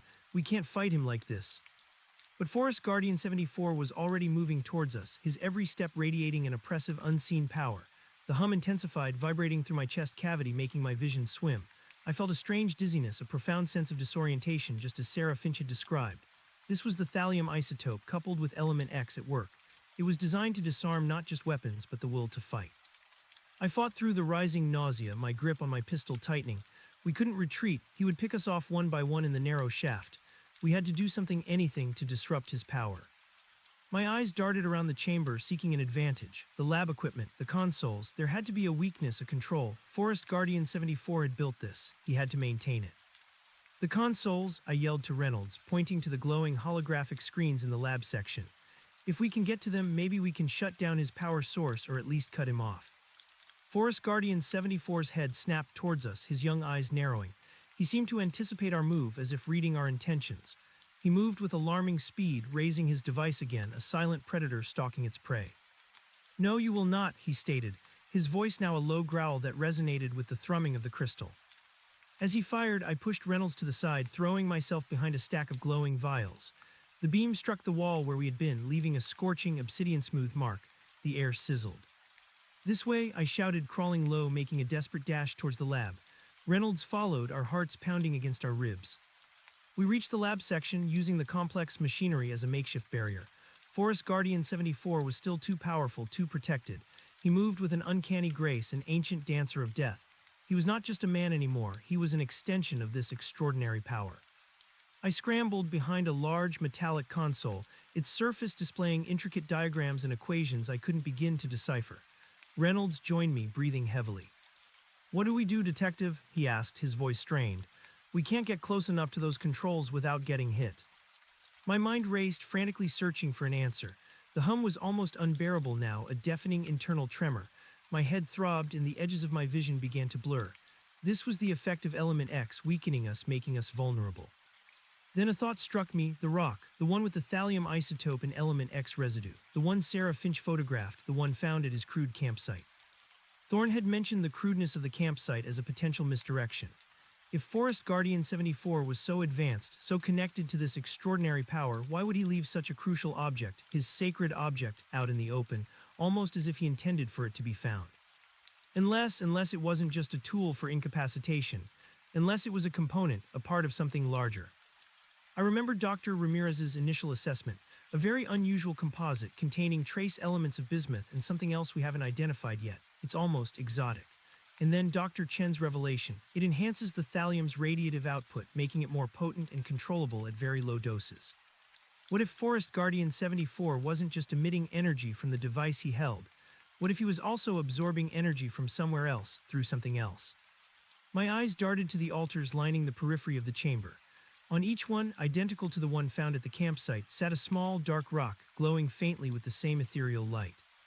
These were not just ceremonial objects. They were active components, they were drawing power, radiating something, they were part of a larger system. "The rocks," I whispered, pointing to the altars. "They're not just decoration, they're part of his power grid. He's collecting Element X energy through them if we can disrupt them." "How?" Reynolds asked, his eyes scanning the glowing stones. "We can't touch them, who knows what they'll do." "We don't have to touch them," I said, looking at my pistol. "We can shoot them." It was a long shot, a desperate gamble, but we had no other option. If these rocks were conduits, perhaps destroying them would disrupt his connection to the power of Element X, or at least destabilize it. Forest Guardian 74, sensing our new focus, let out another guttural growl. "You interfere with forces you cannot possibly comprehend." He raised his weapon again, aiming directly at us. "Now," I shouted, rising from cover, ignoring the dizzying hum and the throbbing in my head. I aimed my pistol at the nearest altar, focusing on the dark, glowing rock. Reynolds, seeing my intention, immediately followed suit, drawing his own sidearm and targeting another stone. We fired simultaneously. The bullet struck the obsidian-like rocks with a sharp crack. Instead of shattering, the rocks fractured, not breaking apart, but emitting a blinding flash of light and a loud, resonant chime that cut through the oppressive hum. The ethereal glow around them sputtered, then died, plunging the altars into shadow. A shockwave, not physical but energetic, rippled through the chamber. The massive crystalline structure at the center of the chamber flickered, its light momentarily dimming, its rhythmic pulse stuttering. Forest Guardian 74 roared, a sound of pure rage and agony. The blue light from his device wavered, flickering. His movements, which had been so impossibly swift, seemed to falter. He clutched his head, his ancient face contorted in pain. "You fools, what have you done?" he shrieked, his voice losing its powerful resonance, becoming hoarse, strained. "Keep firing," I yelled, adrenaline surging. This was working, we had found a weakness. We continued to target the rocks, moving from altar to altar, emptying our magazines. Each impact produced a flash of light, a resonant chime, and another ripple of energy that seemed to destabilize the entire chamber. The air grew colder and the oppressive hum began to recede, replaced by a chaotic cacophony of crackling energy and a high-pitched whine. The colossal crystalline structure in the center of the chamber was now flickering wildly, its light cycling through a spectrum of colors, erratic and uncontrolled. The smooth walls of the chamber began to shimmer, revealing faint, underlying cracks. The very structure of Forest Guardian 74's sanctuary was being undone. Forest Guardian 74 himself was reeling. The invisible energy field around him, which had deflected our bullets, was weakening. His ancient body, no longer imbued with unearthly vitality, now trembled with visible effort. He was struggling, fighting to maintain control, but the power was slipping away from him. His eyes, once so intensely young, now held a desperate animal fear.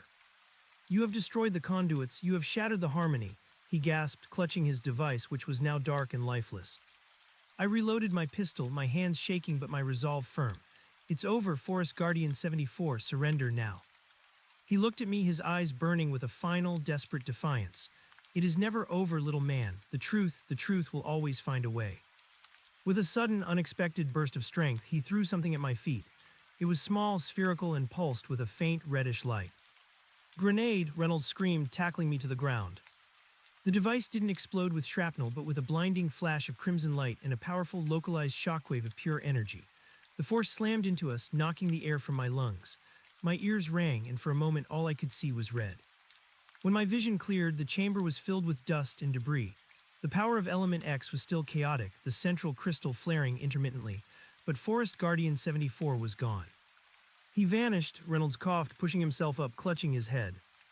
We scrambled to our feet, scanning the chamber. He was nowhere, not in the lab, not behind the altars, not near the entrance shaft. He had disappeared. Check the walls, the floor, I ordered, my voice hoarse. He must have an escape route. We searched frantically but found nothing. No hidden doors, no secret passages. The smooth, obsidian-like walls were seamless, undisturbed. It was as if he had simply dematerialized. The chamber began to groan, a deep, unsettling sound that vibrated through the floor. Dust and small rocks rained down from the ceiling. The colossal crystal in the center was now crackling, its light flickering erratically, dangerously. The high-pitched whine intensified, a sound of impending catastrophe. This place is unstable, a federal agent, one of the few who hadn't been incapacitated, shouted. We need to get out of here now. I looked at the incapacitated agents, including Thorne, still lying on the floor. Their eyes were open, but they were unresponsive, trapped in some kind of induced catatonia. We can't just leave them, Reynolds protested. We have to, another agent yelled. The chamber is collapsing. If we don't move, we'll all be buried alive. Reluctantly, we began to move the unresponsive agents, dragging them towards the elevator shaft. The groaning of the chamber grew louder, the cracks in the walls widening visibly. The air was thick with dust and the smell of ozone. It was a frantic, desperate effort. We managed to get Thorne and 3 other agents into the elevator pod, leaving 2 behind. My heart ached, but there was no more time. The very ground beneath our feet was beginning to buckle. As the elevator doors sealed, I caught a last glimpse of the chamber. The massive crystalline structure was violently convulsing, its light pulsing with a terrifying, uncontrolled power. The altars were fractured, glowing no more. The laboratory was in disarray.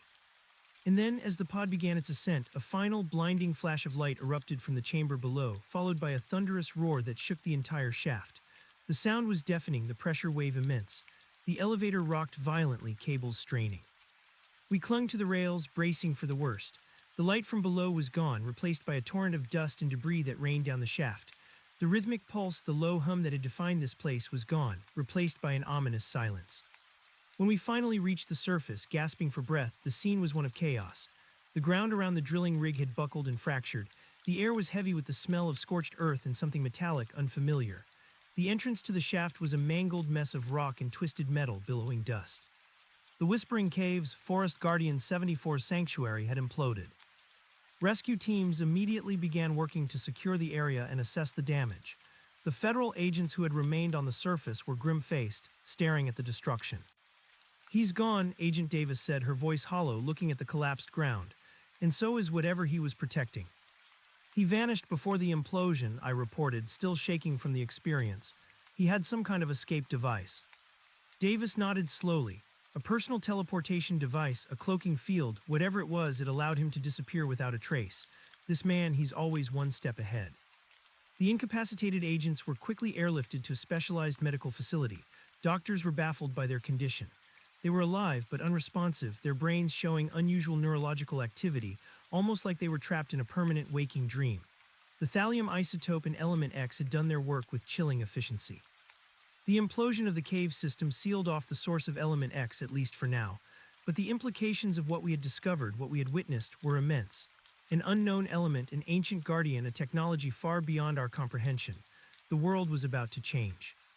The federal presence remained, but the nature of the investigation shifted.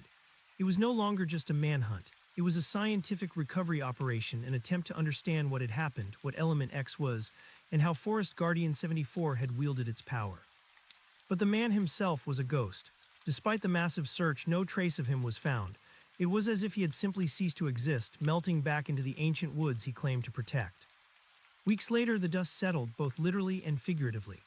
The Oakhaven Sheriff's Office returned to some semblance of normalcy, though the memory of what we had faced remained, a dark shadow hanging over our quiet lives. The media, initially hungry for sensational details, grew frustrated by the lack of concrete answers and the tight lid of federal secrecy.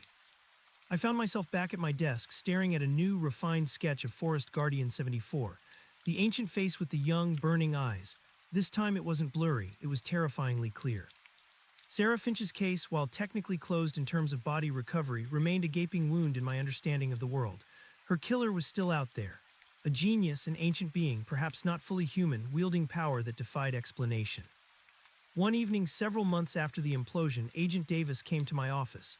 She looked tired, but there was a glint of something in her eyes, a renewed determination. "Detective Miller," she began, pulling up a chair, "we've been analyzing the geological data from the implosion. It wasn't a natural collapse, it was a targeted internal detonation. Forest Guardian 74, even in his weakened state, activated some kind of failsafe. He destroyed his sanctuary to keep its secrets buried." I nodded. It made sense. He was a guardian, first and foremost. "But there's something else," she continued, her voice lower. "The energy signature from Element X, we thought it was gone, but our deep Earth seismic sensors are picking up faint echoes, a rhythmic pulse. It's not from the collapsed cave system, it's moving." My blood ran cold. "Moving, what do you mean?"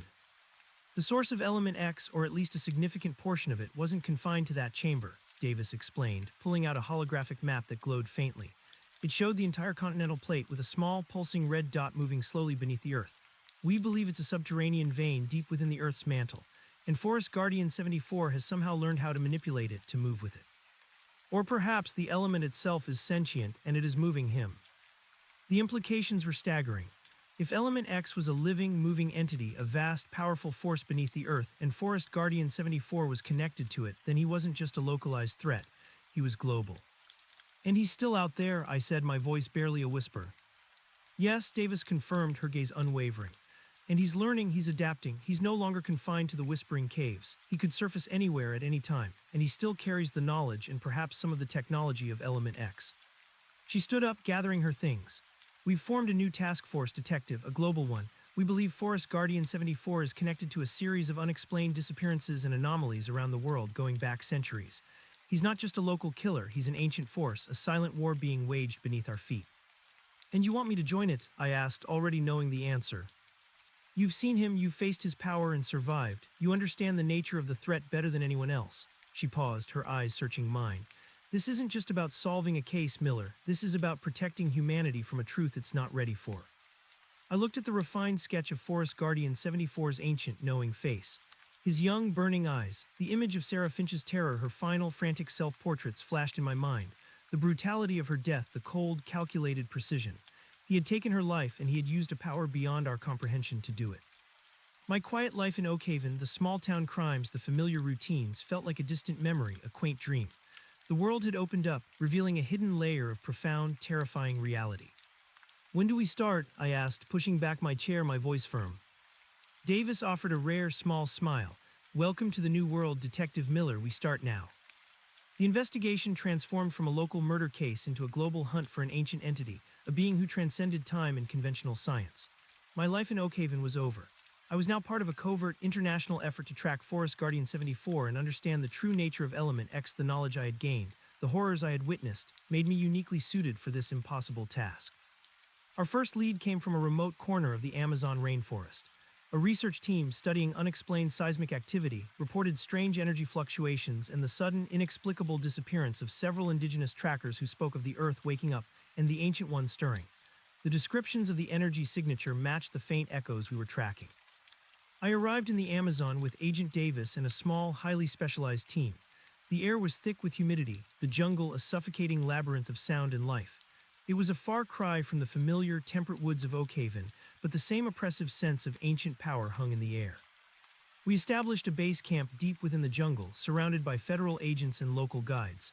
The seismic sensors were active, picking up a distinct, rhythmic pulse beneath the Earth, stronger here than anywhere else we had tracked it. "He's here," Davis stated, reviewing the sensor data. "Or at least the Element X presence is strongest here, and he's likely manipulating it." The disappearances were our priority. We interviewed the surviving members of the research team and the local tribes.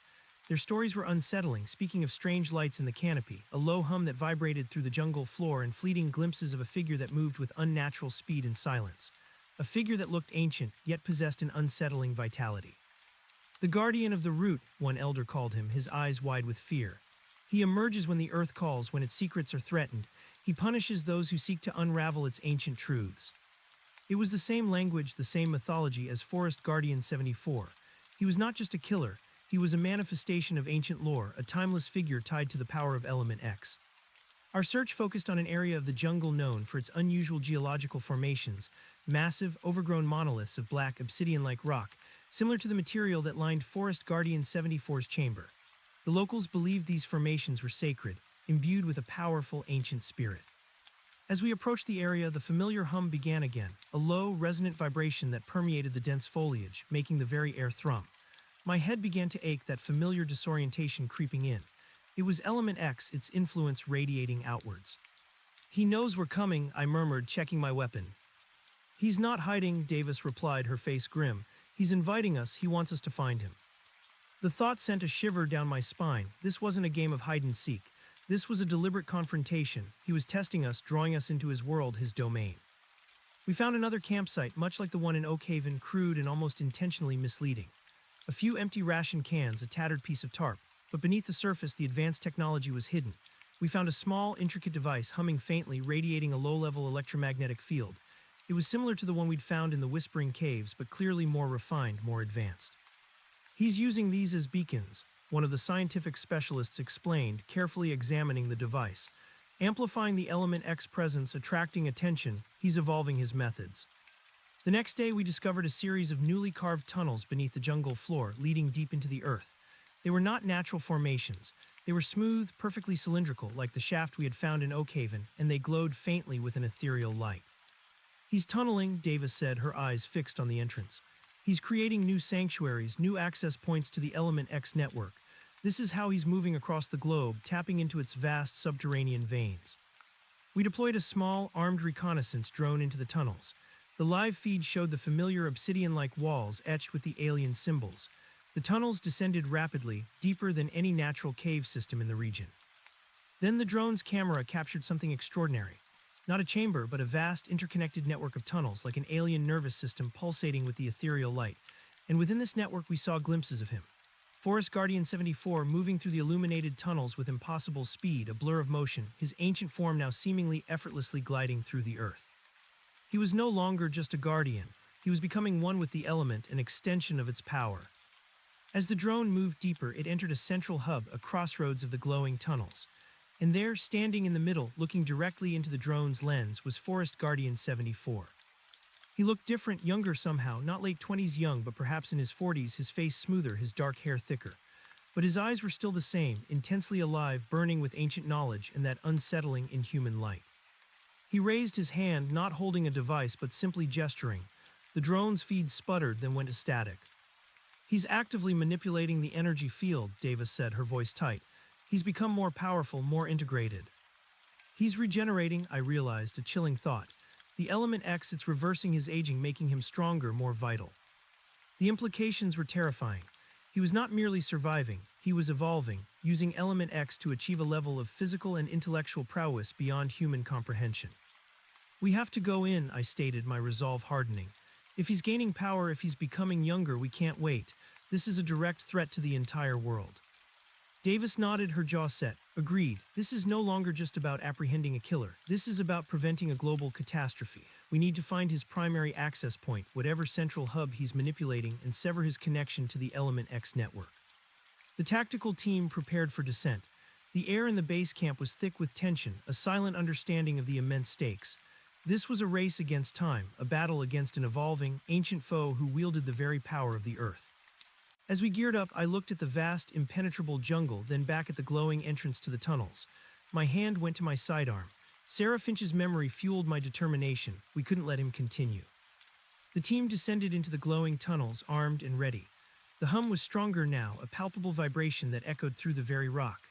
The air was warm, charged with energy, and the alien symbols on the walls seemed to glow with a malevolent intensity. We moved cautiously, our footsteps silent in the surreal light.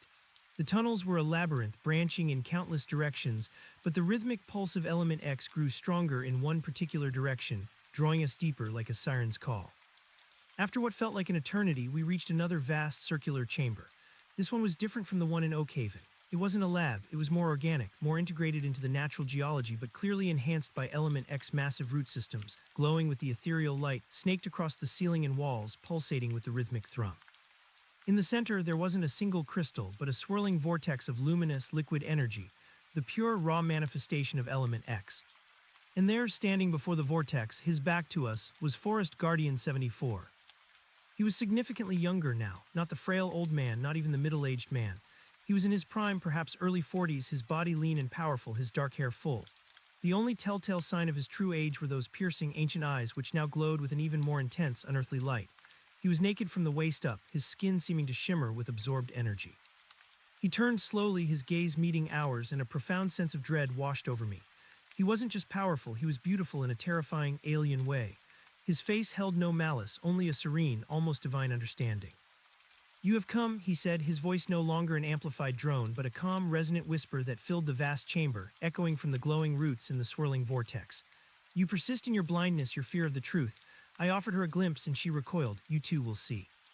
He wasn't holding a device, his hands were empty, but as he spoke, the very air around him shimmered. He was the weapon, he was the conduit. "Forest Guardian 74, Davis stated, her voice steady. "Surrender now, this ends today." He merely smiled, a gentle, sad smile that was more unsettling than any snarl. "It merely begins, Agent. The awakening has been set in motion. Element X, it has chosen its new avatar, its true guardian." With that, he extended his hands towards the swirling vortex of pure Element X. The energy pulsed, drawing him in. And as he stepped into the luminous liquid, his body began to dissolve, not into nothingness, but into pure light, merging with the swirling energy. The vortex flared, blinding us. The rhythmic pulse intensified to a deafening roar. The entire chamber began to shake violently, the glowing roots convulsing. "He's trying to merge with Element X," Davis yelled over the roar. "He's trying to become one with it." "We have to stop him," I shouted, raising my weapon. But what could we shoot? The light, the energy itself. A beam of pure, raw energy shot out from the vortex, not at us, but upwards towards the ceiling, ripping through the earth above. It was a massive, controlled burst of power, far beyond anything he had used before. "He's opening a new channel," a scientist on our team screamed. "He's creating a direct connection to the surface. He's going to unleash Element X upon the world." The chamber groaned, the roots cracked, and the very ground beneath us began to shatter. The swirling vortex of Element X roared, and within its luminous depths a new form began to emerge. Not Forest Guardian 74, not a man, but something else. Something vast, ethereal, and terrifyingly powerful. A being of pure light and energy, its form shifting, coalescing into an impossibly large, ancient, and majestic shape. Its eyes, still those young, burning eyes, were now countless, spread across its luminous form, gazing upon us with an indifferent, cosmic intelligence. "Fire," Davis ordered, her voice laced with desperation. "Fire everything you have." We opened fire, a desperate volley of bullets and energy rounds, but they were meaningless against the colossal being of light. The shots simply passed through its ethereal form, doing no damage. The being, now fully manifested, let out a silent roar, a ripple of pure energy that slammed into us, throwing us backwards like ragdolls. My body hit the ground hard, my vision swimming, the air knocked out of my lungs. I felt a searing pain as my arm twisted beneath me. As I struggled to regain my breath, I looked up. The being of light, the fully manifested Element X, towered over us. It was rising effortlessly towards the channel it had opened in the ceiling, ascending to the surface. Its presence was overwhelming, ancient, and utterly alien. It was no longer a man, it was a god. "He's gone to the surface," I gasped, clutching my injured arm. "He's unleashed it." Davis, bruised but defiant, struggled to her feet. "Not entirely. There's still a connection, a weakness. We have to sever his link to that vortex. If we can disrupt the core, maybe we can force him back, or at least cut him off from its full power." The task seemed impossible. The vortex was a maelstrom of raw, luminous energy, constantly feeding the ascending entity. "How?" I asked, looking at the swirling, destructive power. "The rock," she said, her eyes fixed on the vortex. "The original rock, the one with the thallium isotope. It wasn't just a tool, it was a key, a focal point. If he's truly merged, if he's become Element X, then that rock, his first conduit, might be his anchor, his weakness." My mind flashed back to the small, dark rock, the one Sarah Finch had photographed, the one we had found at his campsite, the one that had disrupted his power in Oakhaven. "Where is it?" I asked, scanning the chaotic chamber. "We don't know," Davis admitted, frustration etched on her face. It was recovered from the imploded cave, but its properties were unstable. It was contained, classified, moved to a secure research indefinite. We don't know where it is, Davis admitted, frustration etched on her face. It was recovered from the imploded cave, but its properties were unstable. It was contained, classified, moved to a secure research facility, likely under lock and key hundreds, maybe thousands of miles away by now. The realization hit me like a physical blow. The only thing that had worked against Forest Guardian 74, the only weakness we'd ever truly exploited, was now completely out of reach. We were deep underground, in a collapsing chamber, facing an ascended godlike entity, and our only hope was locked away in some distant, sterile lab. There has to be another way, I insisted, my voice cracking over the roar of the vortex in the groaning chamber. Another focal point, another weakness. Davis shook her head, her gaze grimly fixed on the swirling light. If he's fully integrated, if he is Element X, then the rock isn't just a weakness, it's a part of him. A fragment of his original connection. Without it, we're blind. The ascending entity of pure light paused its upward journey, a colossal, luminous form filling the channel above us. It seemed to expand, its radiant energy pushing against the very rock of the earth, cracking it further. The countless young, burning eyes that now dotted its ethereal body seemed to focus, not on us, but on something beyond, something vast and ancient. It was communicating, perhaps, with the immense subterranean network of Element X, preparing to unleash its full power. Wait, I said, a desperate thought sparking in my mind, fueled by the memory of Oakhaven. He left a rock at his campsite in the Whispering Caves. He wanted it to be found. Why? Davis turned, her eyes narrowing. Thorne thought it was a misdirection, a crude front. But what if it was more? I pressed, forcing myself to think through the pain in my arm and the crushing despair. What if it was a part of him, a test, a lure? He wanted us to find it, to touch it, to understand its power, and he used it to incapacitate us. And it worked, Davis conceded, glancing at my arm. It still makes no sense, Miller. If it was so vital, why abandon it? Because he knew we would bring it here, I reasoned, pushing myself up, ignoring the dizziness. Back to its source, back to Element X. He manipulated us into doing his bidding, into bringing a piece of himself back to the core. It's a trick. But the original rock from the campsite was transported out of Oakhaven to a secure facility, Davis reminded me, her brow furrowed. It's not here. No, I said, looking around the chamber, my eyes scanning the crumbling walls, the glowing roots, the shattered remains of what must have been his local conduits. Not that rock, the rocks here, the ones we destroyed in Oakhaven. They were identical to the one at his campsite. What if those were just proxies, local nodes? What if the original, what if it was never just one rock? My gaze fell upon the chaotic remains of his lab, half buried under falling debris. Among the twisted metal and shattered screens, I saw the faint outline of something small, dark, and still faintly glowing. It was lying near a console, half hidden by a collapsed support beam. There, I shouted, pointing with my good arm. His lab equipment, there's another one. Davis followed my gaze. Impossible, we cleared that chamber in Oakhaven. Every fragment was catalogued. He's a master of misdirection, remember, I argued, already scrambling over the unstable ground. He could have had an emergency stash, a fail-safe, or maybe it's not the original but another primary conduit. If it's glowing, it's active. The colossal entity above roared again, a silent, energy-based pulse that rattled my bones. The channel it had opened was widening, the earth tearing itself apart. We had precious little time. Cover me, I yelled, making a desperate dash towards the lab. Davis didn't hesitate. She barked orders to the remaining agents, and a barrage of suppression fire, though useless against the ascended entity, was directed at the general area, a desperate attempt to buy me seconds. The energy field around the vortex pulsed erratically, occasionally flaring with destructive force, but for some reason the entity itself seemed less concerned with us now, more focused on its ascent. It was as if it considered us beneath its notice, or perhaps it was too preoccupied with its grand awakening. I reached the lab, my boots crunching on shattered glass and debris. The glowing object was indeed a rock, larger than the ones on the altars, obsidian dark and pulsing with a deep internal red light, almost like a miniature heart. It was partially embedded in the console, clearly some kind of master control or a primary conduit for the Element X network. This was it. This was Forest Guardian 74's anchor. It's integrated into the console, I yelled back to Davis, trying to dislodge it with my uninjured hand. The rock was warm to the touch, vibrating with a familiar hum, but it was firmly secured. It seemed to be drawing power directly from the vortex. Then destroy the console, Davis shouted. Whatever links it, whatever powers it. I drew my pistol again, my hands shaking from the pain and adrenaline. There were intricate wires, conduits of shimmering energy snaking from the rock into the complex machinery. If I shot the rock directly while it was integrated, who knew what would happen? But if I shot the console, maybe I could overload it, sever the connection. The entity above let out another silent roar, and the entire chamber buckled violently. Dust and massive chunks of rock rained down from the ceiling.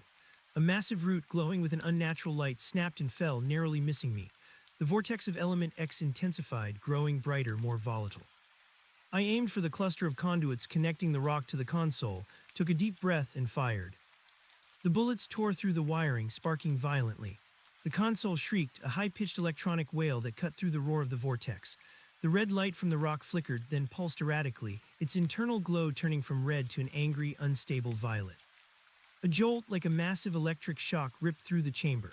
The colossal entity of light above us recoiled, its form wavering, flickering like a dying flame. The countless eyes on its body narrowed, and for the first time I sensed a raw, undeniable fury directed at us. "He's losing control," Davis shouted, her voice filled with a desperate hope. "Keep going, Miller." I fired again, emptying the rest of my magazine into the console's core, tearing apart its internal mechanisms. The rock, no longer connected, glowed a dangerous, unstable purple, vibrating intensely. It began to crack, not like the altars in Oakhaven, but with deep, fiery fissures that pulsed with raw element X energy. It was like watching a star explode in slow motion. The ascended entity let out another, truly deafening roar, a sound that finally registered in our ears as a physical force, pushing us back, throwing us against the crumbling walls. The chamber was tearing itself apart. The ground split open, revealing glowing veins of element X pulsating beneath. The purple rock, now glowing with an incandescent, uncontrolled fury, ripped itself free from the console, exploding in a blinding flash of pure element X energy. The detonation wasn't shrapnel-based, but a localized burst of immense destructive force. The impact was catastrophic. The entire chamber convulsed. A massive energy wave originating from the exploding rock slammed into the vortex of liquid element X. The swirling energy flared, boiled, then began to recede, collapsing inwards upon itself like a drained sink. The colossal entity of light above us, deprived of its primary power source, shrieked a soundless scream that reverberated through the very fabric of existence. Its radiant form flickered violently, shrinking, destabilizing. The myriad eyes vanished, replaced by a desperate, human-like visage contorted in agony. It was Forest Guardian 74, trapped within the dying light, his ancient face etched with a final, profound despair. Then, with a final, blinding flash that encompassed the entire chamber, the ascending entity of Element X, and Forest Guardian 74 with it, imploded. The channel above us, the connection to the surface, collapsed in on itself, sealing shut with an earth-shattering roar. The sound was deafening, the pressure wave immense. Everything went dark. I lay there, buried under a pile of rubble and dust, struggling to breathe. My arm throbbed with excruciating pain, and I felt a warm stickiness spreading on my side. The air was thick with dust and the acrid smell of ozone and burnt earth. The constant hum, the rhythmic pulse of Element X was gone, replaced by a terrifying, absolute silence. "Miller, Davis, report." A strained voice crackled over my comms, barely audible through the ringing in my ears. It was one of the remaining agents. I coughed, spitting out dust. "Miller alive, injured, Davis." A groan from nearby. "Here, Miller, mostly intact. Is he gone?" Davis's voice was weak, but laced with a desperate hope. I pushed myself up, my body screaming in protest. The chamber was a ruin. The vortex was gone, replaced by a smoking, cratered pit. The glowing roots were severed, inert, their light extinguished. The lab was a twisted mess of unrecognizable metal. There was no sign of the colossal being, no sign of Forest Guardian 74. "He was gone." "He's gone," I confirmed, my voice hoarse, a strange mix of relief and emptiness washing over me. "The connection is severed," the channel collapsed. Slowly, carefully, the remaining agents began to emerge from the rubble, bruised and battered, but alive. We had done it. We had stopped him. The ascent back to the surface was agonizingly slow. The tunnels were unstable, riddled with new cracks and fissures. We had to use emergency support beams and proceed with extreme caution. Several times we thought we would be buried alive. But the raw power of Element X was gone, its malevolent influence lifted. The air was breathable again, no longer charged with that oppressive energy. When we finally emerged into the humid jungle air, blinking against the harsh sunlight, the scene was one of chaos. The ground around our base camp had buckled and fractured. Trees were uprooted, and a massive, smoking crater now marked the former entrance to the tunnels. The earth had convulsed, but the worst of the cataclysm had been contained underground. Relief flooded me, quickly followed by exhaustion. Medics rushed towards us, and I finally allowed myself to collapse, the pain in my arm overwhelming. The immediate aftermath was a blur of medical attention, debriefings, and the escalating chaos of a global response. The seismic events had been registered worldwide, causing widespread panic and geological instability. Governments demanded answers, and the federal task force scrambled to control the narrative, issuing carefully worded statements about unexplained seismic activity and a successful counterterrorism operation against an international extremist group. Element X and Forest Guardian 74's true nature remained a top-level secret. The injured agents were treated, and thankfully none had suffered the same catatonic fate as those in Oakhaven. The new iteration of Element X's power, combined with the chaotic nature of Forest Guardian 74's merger and the rapid disruption, seemed to have prevented the full insidious neurological effects. Thorne and the other Oakhaven agents, however, remained in their unresponsive state, a stark reminder of the long-term consequences of Forest Guardian 74's power. Weeks turned into months. The Amazonian crater was secured, and a massive covert operation began to study its geological effects and ensure no lingering Element X energy remained. Scientists, still baffled by the element's properties, worked tirelessly, trying to decipher the lingering energy signatures and the residual material left behind by the implosion. I was released from the hospital, my arm slowly healing. The scars were a permanent reminder of the horrors I had faced. Agent Davis visited me often, keeping me updated on the ongoing, highly classified investigations. "The good news," she said one afternoon, sitting by my bedside, "is that the immediate threat is neutralized. Forest Guardian 74, or what he became, is gone. The core Element X manifestation is contained, probably dispersed deep within the Earth." "And the bad news?" I asked, knowing there always was some. She sighed, running a hand through her hair. "The concept of Element X, the idea of it, is still out there. We've found evidence of other, smaller sites around the globe, pockets of Element X, ancient ley lines, even faint energy signatures that suggest smaller, dormant crystalline structures beneath the surface." He wasn't just exploiting one vein in Oakhaven, he was connected to a global network. What we saw in the Amazon was probably just one of his main hubs. My stomach churned. So he's gone, but his legacy, the power he awakened, it's still there. "Potentially," Davis confirmed. "The scientific community is in an uproar. Our top physicists are theorizing about a new form of matter, a fundamental force. They don't have enough data to understand it, but they know something extraordinary happened. The world is changing, Miller, even if they don't know why." "And Forest Guardian 74, I asked. "Is there any chance he could have survived, reconstituted?" Davis paused, her gaze distant. "Our models suggest complete disintegration. His unique physiology, his advanced age, his direct merger with Element X when the anchor was destroyed, he was irrevocably linked to its destruction. He became part of the energy that dissipated, but with Element X we've learned never to say never. His mind, his knowledge, his will, they were intertwined with a primordial force. Perhaps fragments of him persist, dormant within the Element X network, waiting for another conduit." The thought was chilling. Even in defeat, Forest Guardian 74's influence lingered, a spectral presence tied to the very Earth. "The global task force is still active," Davis continued. "We're shifting focus now, from direct confrontation to intelligence gathering, containment, and understanding. We need to identify these other Element X pockets, study them, and ensure no one else tries to awaken what Forest Guardian 74 did." "And what about me?" I asked. My life in Oakhaven was irrevocably gone. I had seen too much, been through too much, to ever go back to traffic tickets and petty theft. Davis smiled faintly. "You're part of it, Miller. You're our boots on the ground, our eyes and ears. You have a unique insight into Forest Guardian 74's methods, his motivations, his understanding of Element X, and you have a gut instinct that saved our lives. We need you." So my new life began. I officially resigned from the Oakhaven Sheriff's Office, citing personal reasons and a desire for new challenges. The local community was sad to see me go, but I knew I could never truly explain why I was leaving. The quiet normalcy of my former life now felt utterly alien.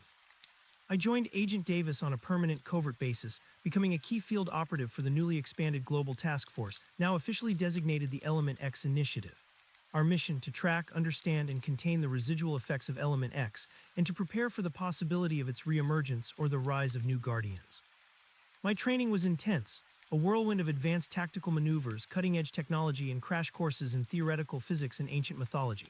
I learned to operate specialized sensors that could detect faint Element X signatures, to navigate intricate subterranean maps, and to understand the political complexities of covert operations in dozens of countries. Davis became my mentor, a stern but fair guide through this new, dangerous world. Our first major assignment after the Amazon came 6 months later. Reports from Siberia detailed strange geological anomalies, unexplained disappearances of nomadic reindeer herders, and stories of shimmering lights under the frozen tundra. The energy signatures were faint but unmistakable. Element X. The Siberian wilderness was a stark contrast to the Amazon, a desolate, windswept expanse of snow and ice, where the cold bit deep into the bones. Our team, a small, hardened group of international specialists, established a covert base near a remote mountain range, nestled amongst jagged peaks and ancient glaciers. The local indigenous people, the Nenets, spoke of the heart of winter, an ancient, pulsing ice crystal buried deep beneath the mountains, said to grant unnatural life and knowledge to those who found it. They told stories of figures, ancient and powerful, who would sometimes emerge from the ice, their eyes burning with a cold fire, only to vanish again with the spring thaw. The parallels to Forest Guardian 74 were chilling.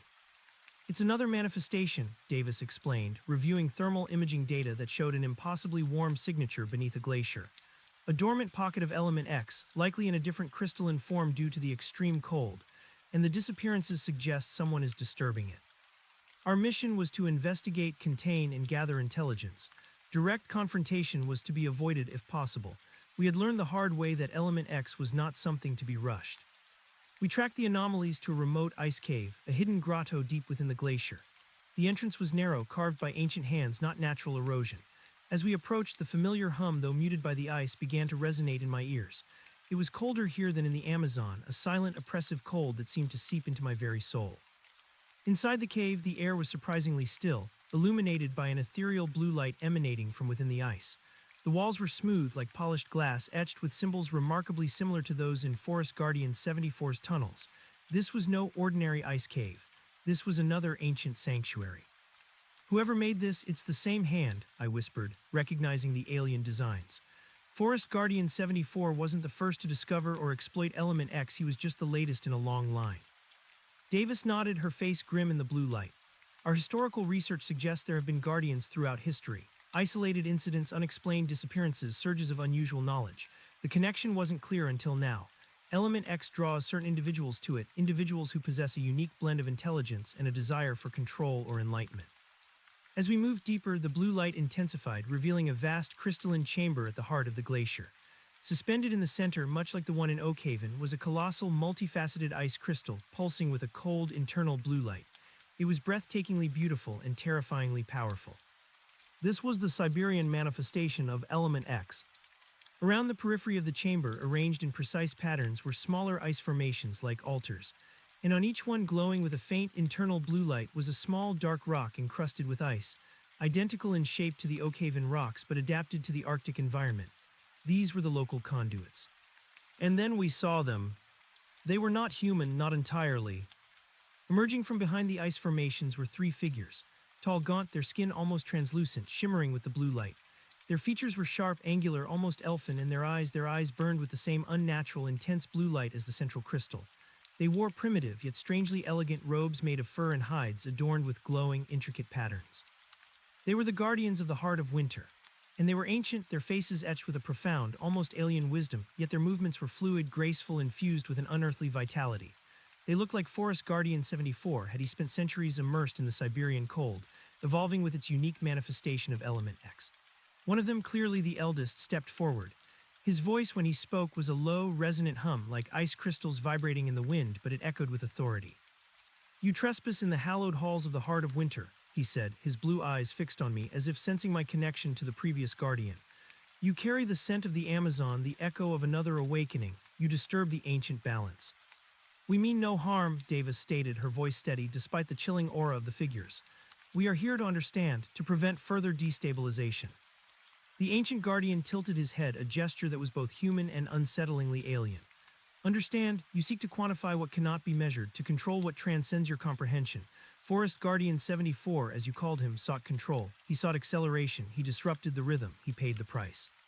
My blood ran cold. They knew about Forest Guardian 74. They knew about Oakhaven. "You knew him?" I asked, my voice barely a whisper. "We know all who are drawn to the element," the guardian replied, his eyes piercing. "We are of it, as he was for a time, but his ambition was too great, his path too aggressive. He sought to merge to become its will.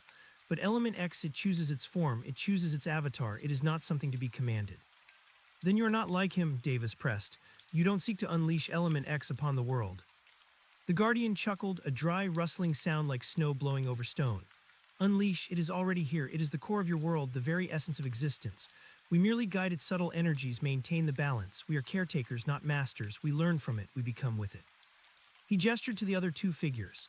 "They were once human like you, drawn to the cold fire of the heart of winter. They transcended as I did. This is the truth Forest Guardian 74 discovered. This is the next step in evolution, not through force but through harmony. He merely misunderstood the nature of the harmony." The implication was clear. Forest Guardian 74 had tried to force Element X to his will, to merge with it and control it, and it had consumed him. These guardians, however, had learned to live with it, to become extensions of its natural flow, achieving a state of timeless existence without the catastrophic ambition. "The disappearances," I said, remembering the nomadic herders, Why were people disappearing? Unintended consequences, the Guardian replied, his voice losing some of its ethereal calm, a hint of ancient weariness entering it. Our meditations, our attunement to the heart of winter can sometimes draw too much energy. The veil between worlds thins. Those who wander too close, those whose minds are open to its song, they sometimes cross over. They do not die as you understand it. They simply cease to exist in your reality. They become one with the flow. It was the same effect Forest Guardian 74 had produced, but seemingly unintended, a side effect of their deeper connection to Element X. You understand the element's power, Davis said, her tactical mind already assessing the information. Could you teach us, help us understand how to contain it to prevent others from using it for destruction? The Guardian looked at Davis for a long moment, his blue eyes unreadable. You speak of containment and prevention, we speak of truth and acceptance. Your understanding is limited by your fear. But the world is entering a new cycle, the earth is stirring. Perhaps it is time for a broader awakening, a gentle guiding instead of a forced one. He extended a hand, not in threat, but in invitation. Come, touch the heart of winter, not with your weapons, but with your minds, see the truth. For the Element X initiative, as you call yourselves, must learn what Element X truly is before it reclaims what is rightfully its own. My gaze met Davis's. Her expression was a mix of caution and profound curiosity. This was an unprecedented opportunity to learn directly from beings who had mastered Element X, without the violence and destruction that had marked our first encounter. What's the risk? I asked the Guardian. The risk, he replied, a faint smile playing on his translucent lips, is that you might not wish to return to your old reality. The truth can be overwhelming. We chose to take the risk. Davis, myself, and a small group of scientific specialists from our team stepped forward, leaving our weapons behind, our comms set to record. The other tactical agents remained on guard, their faces tense but respecting the gravity of the moment. As we approached the colossal ice crystal, the hum intensified, vibrating through my entire body, not painfully but soothingly. The blue light enveloped us and the cold receded, replaced by a strange inner warmth. The Guardian placed his hand on the crystal, then gestured for us to do the same. Hesitantly, I reached out my uninjured hand, my fingers brushing against the impossibly smooth, cold surface of the heart of winter. The moment my skin made contact, a surge of energy, unlike anything I had ever felt, coursed through me. It wasn't an electric shock, but a cascade of pure information, sensation, and profound understanding. My mind exploded with images, with concepts that defied language. I saw the Earth as a living entity, a vast, complex network of Element X veins pulsing beneath the surface like a colossal nervous system. I saw ancient civilizations long forgotten who had built their empires around these energy sources, achieving impossible feats of technology and enlightenment, only to fade away when the element shifted, or when their ambition outstripped their wisdom. I saw Forest Guardian 74 not as a mad killer, but as a deeply flawed prophet, driven by a desperate, misguided desire to save humanity from its own destructive path, believing Element X was the only answer. He had seen the truth, but had tried to bend it to his will instead of flowing with it. His ambition, his fear of oblivion, had led him to catastrophe. I saw Sarah Finch, her mind overwhelmed by a glimpse of this vast, terrifying truth, trying to capture it, to contain it, only to be consumed by its raw power when Forest Guardian 74 in his zeal exposed her to too much too soon. And then I saw myself, a small-town detective thrust into a cosmic drama, a seeker of justice whose path had inexplicably led him to the edge of universal truth. I saw my own fear, my own limitations, but also a burgeoning capacity for understanding, a nascent connection to something far greater than myself. The images swirled, beautiful and terrifying, overwhelming my senses. My head throbbed, but this time it wasn't the pain of disorientation, but the exquisite agony of immense knowledge being poured into a finite mind. I felt my perception of reality expand, stretching beyond the boundaries of human comprehension. The truth is vast, little man, the Guardian's voice echoed in my mind, not as sound, but as pure thought. And your world is but a small flicker in its immense tapestry. Element X is the thread that weaves it all together. It is life, it is death, it is consciousness, it is all. I felt a pull, a profound desire to merge with the crystal, to become one with the flow, to shed the burdens of my human form and exist as pure energy and consciousness. The temptation was overwhelming, a siren song of eternal peace and boundless understanding.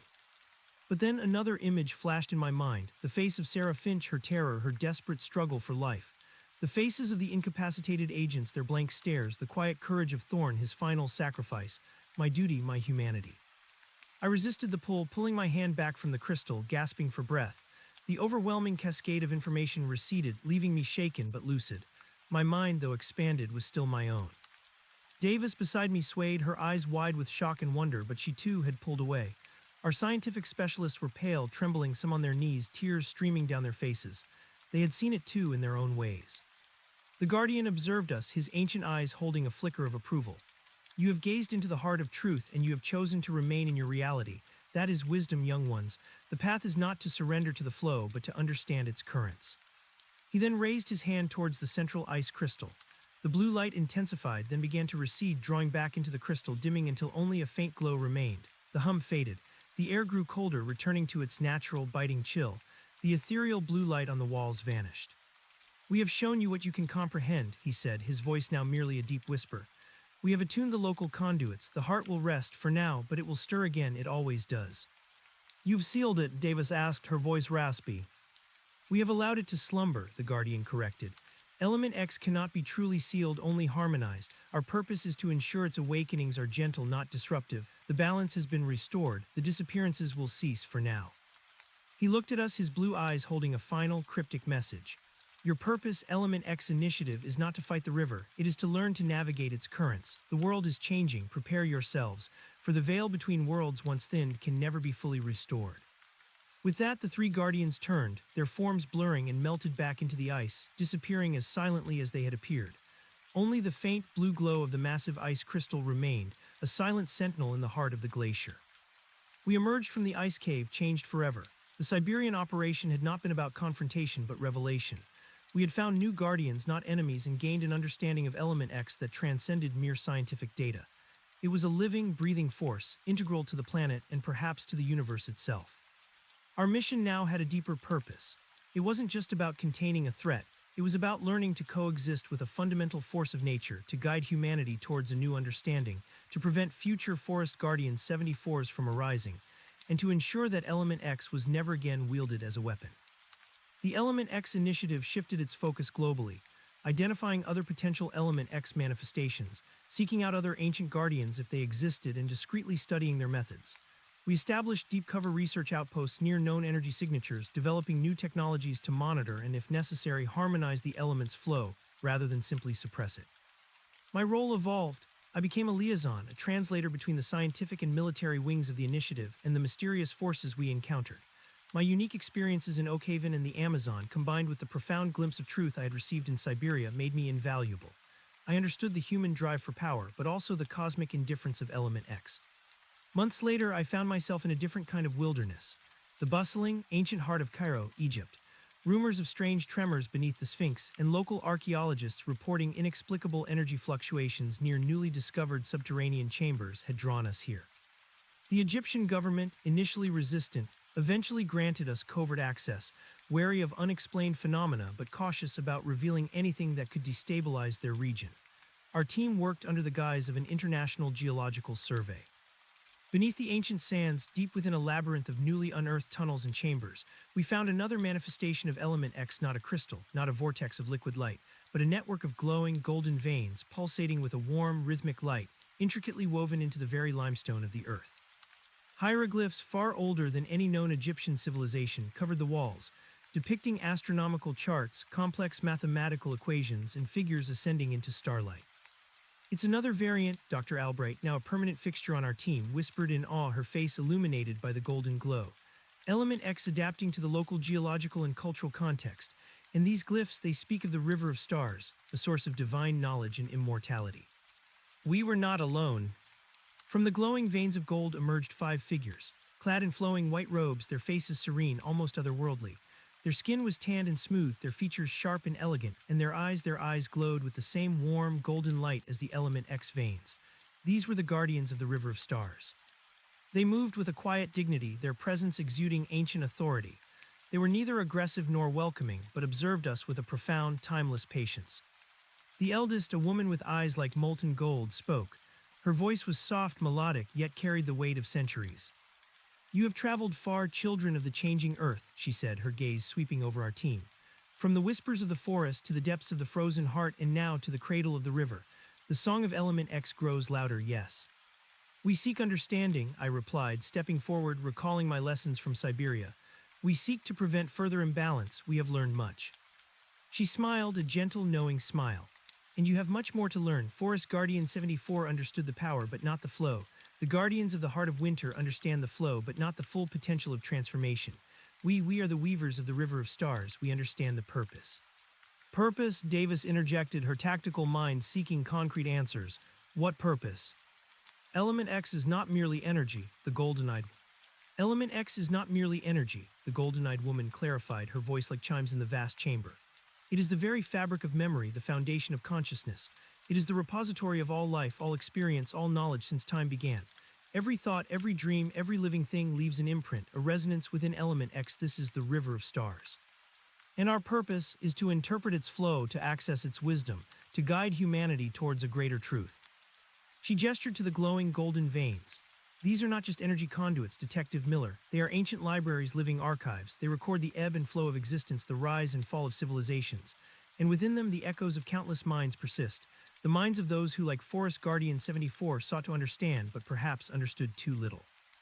My mind flashed back to the overwhelming influx of information in Siberia, the sense of vast knowledge. This was a different facet, a deeper layer of Element X's capabilities. You mean, Dr. Albright stammered, adjusting her glasses, her scientific mind struggling to reconcile the concept. Element X is a form of universal consciousness, a collective unconscious but physical. A rough approximation, perhaps, the Guardian conceded with another gentle smile. But it is more, it is dynamic, it is responsive, it is life itself in its purest form, and it learns, it evolves, and it seeks connection. Connection with humanity, Davis asked, her brow furrowed. With consciousness, the Guardian corrected. With all living things, but humanity, with its unique blend of curiosity and ambition, has always been drawn to its deepest manifestations. Forest Guardian 74, in his own way, felt this pull. He saw the suffering of your world, and he desperately sought a solution within the ancient wisdom of Element X. He was not evil, as you define it. He was desperate, and tragically misguided. She looked directly at me. You felt his truth, did you not, Detective? The profound sorrow, the twisted desire to save humanity, even from itself. A shiver went down my spine. She was right. Beneath the brutality, the cold calculation, there had always been a strange, almost paternalistic sorrow in Forest Guardian 74's eyes, a warped sense of responsibility. He tried to force Element X to accelerate humanity's evolution, I said, remembering his words. He believed it was the only way to protect it. And in doing so, the Guardian continued, he damaged the subtle balance. He attempted to pull too much too fast from the river of stars, creating distortions, ripples that echoed across the global network. The instability in Oakhaven, the extreme aging, and then the unnatural regeneration, these were symptoms of his forced, aggressive connection. He was trying to command Element X instead of listening to its song. And you listen, Davis asked. We listen, we learn, we guide, the Guardian replied. We were drawn here millennia ago to this specific manifestation of Element X by the river of stars. It spoke to us, revealed its purpose. We became its custodians, its interpreters. We have taught generations subtly, guiding the progress of our chosen civilization, feeding them wisdom, inspiring their great architectural feats, their scientific breakthroughs, their spiritual understanding. But always with a light touch, never forcing, never demanding. She pointed to the complex hieroglyphs. These are not merely decorations, they are records of our learning, our communion. They speak of the cycles of the earth, the flow of consciousness, the coming of new ages, and they speak of the Great Shift. My heart skipped a beat, the Great Shift. A global awakening, she explained, her golden eyes gleaming. Element X, after its long slumber, is stirring with greater intensity than ever before. Forest Guardian 74's actions, however destructive, inadvertently accelerated this process. It is a new age where the veil between worlds, between your reality and the deeper truth of existence, becomes thinner. More individuals will be drawn to its power, more will seek to understand or to exploit. Like the disappearances of the archaeologists and the tremors, Agent Davis pressed. Indeed, the Guardian affirmed.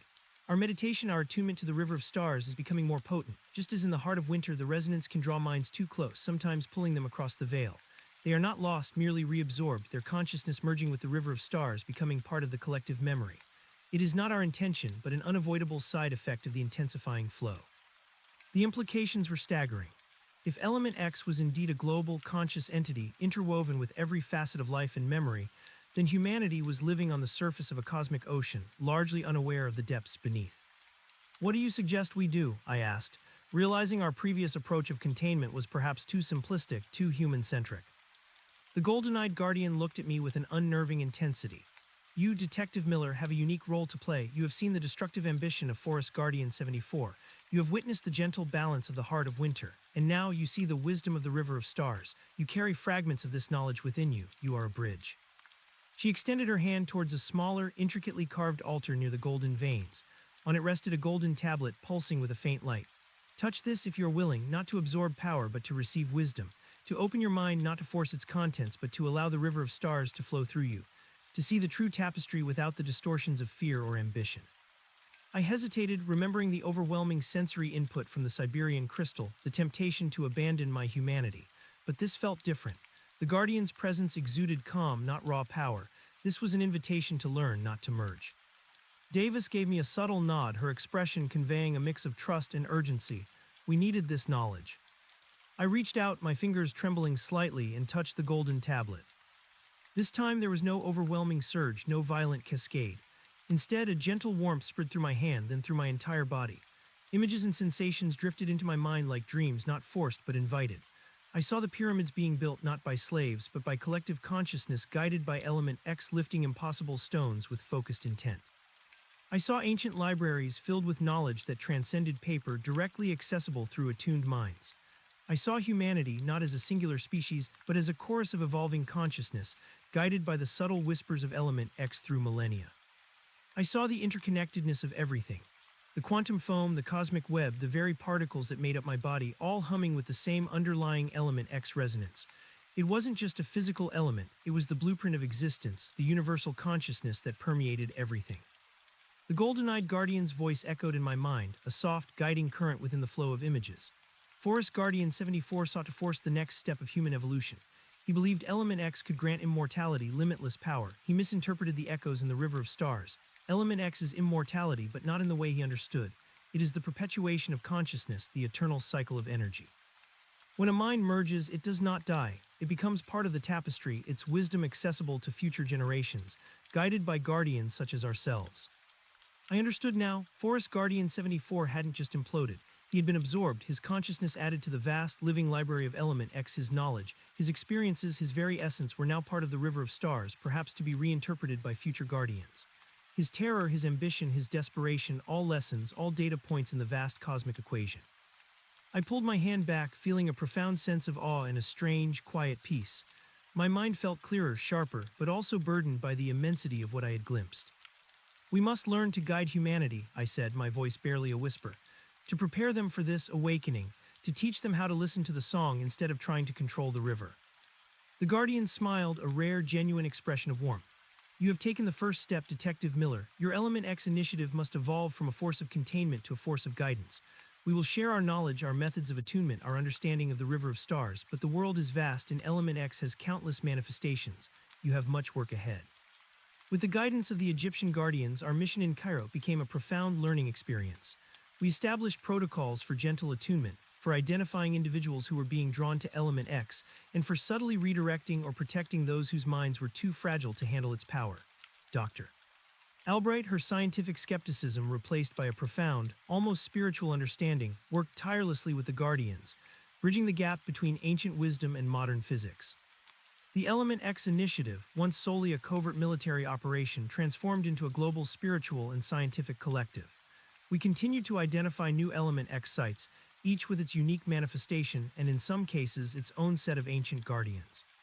From the glowing bioluminescent caverns beneath the Pacific Ocean, tended by ethereal amphibious beings, to the crystalline cities hidden deep within the Himalayas, where monks had achieved unparalleled states of enlightenment through attunement, Element X revealed itself in myriad forms.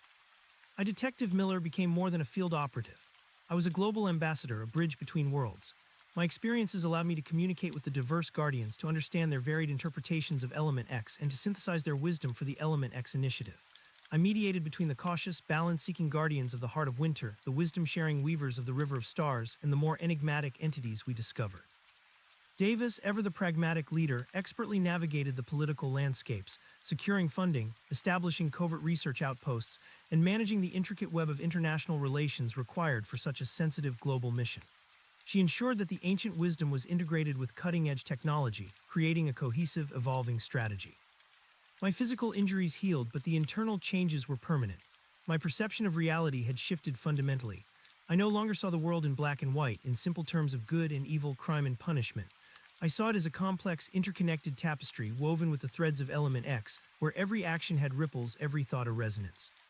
The Element X initiative's core mission became multifaceted. 1. Identification and harmonization. Locate and understand new Element X manifestations globally. work with local guardians, if any exist, or develop protocols for harmonizing its energy to prevent destabilization. 2. Education and guidance. Discreetly educate and guide humanity towards a new understanding of Element X, preparing them for the Great Shift without causing panic or exploitation. This involved subtle influences on scientific research, philosophical discourse, and even artistic expression, slowly introducing the concepts without overtly revealing the truth. 3. Protection and prevention. Safeguard vulnerable individuals from the overwhelming effects of Element X and prevent ambitious individuals from attempting to exploit its power, like Forest Guardian 74. This often involved delicate interventions, redirecting research, or subtly discrediting dangerous philosophies. 4. Archiving and learning. Continuously gather and archive all knowledge related to Element X, using advanced AI and human intuition, creating a comprehensive understanding of its history, properties, and potential. Years passed, the world continued its tumultuous journey, but beneath the surface, the Element X initiative worked tirelessly, a silent guardian of a hidden truth. The seismic anomalies became less frequent, the disappearances less common, as we learned to harmonize the surges of Element X energy. I found myself increasingly drawn to the spiritual and philosophical aspects of our mission.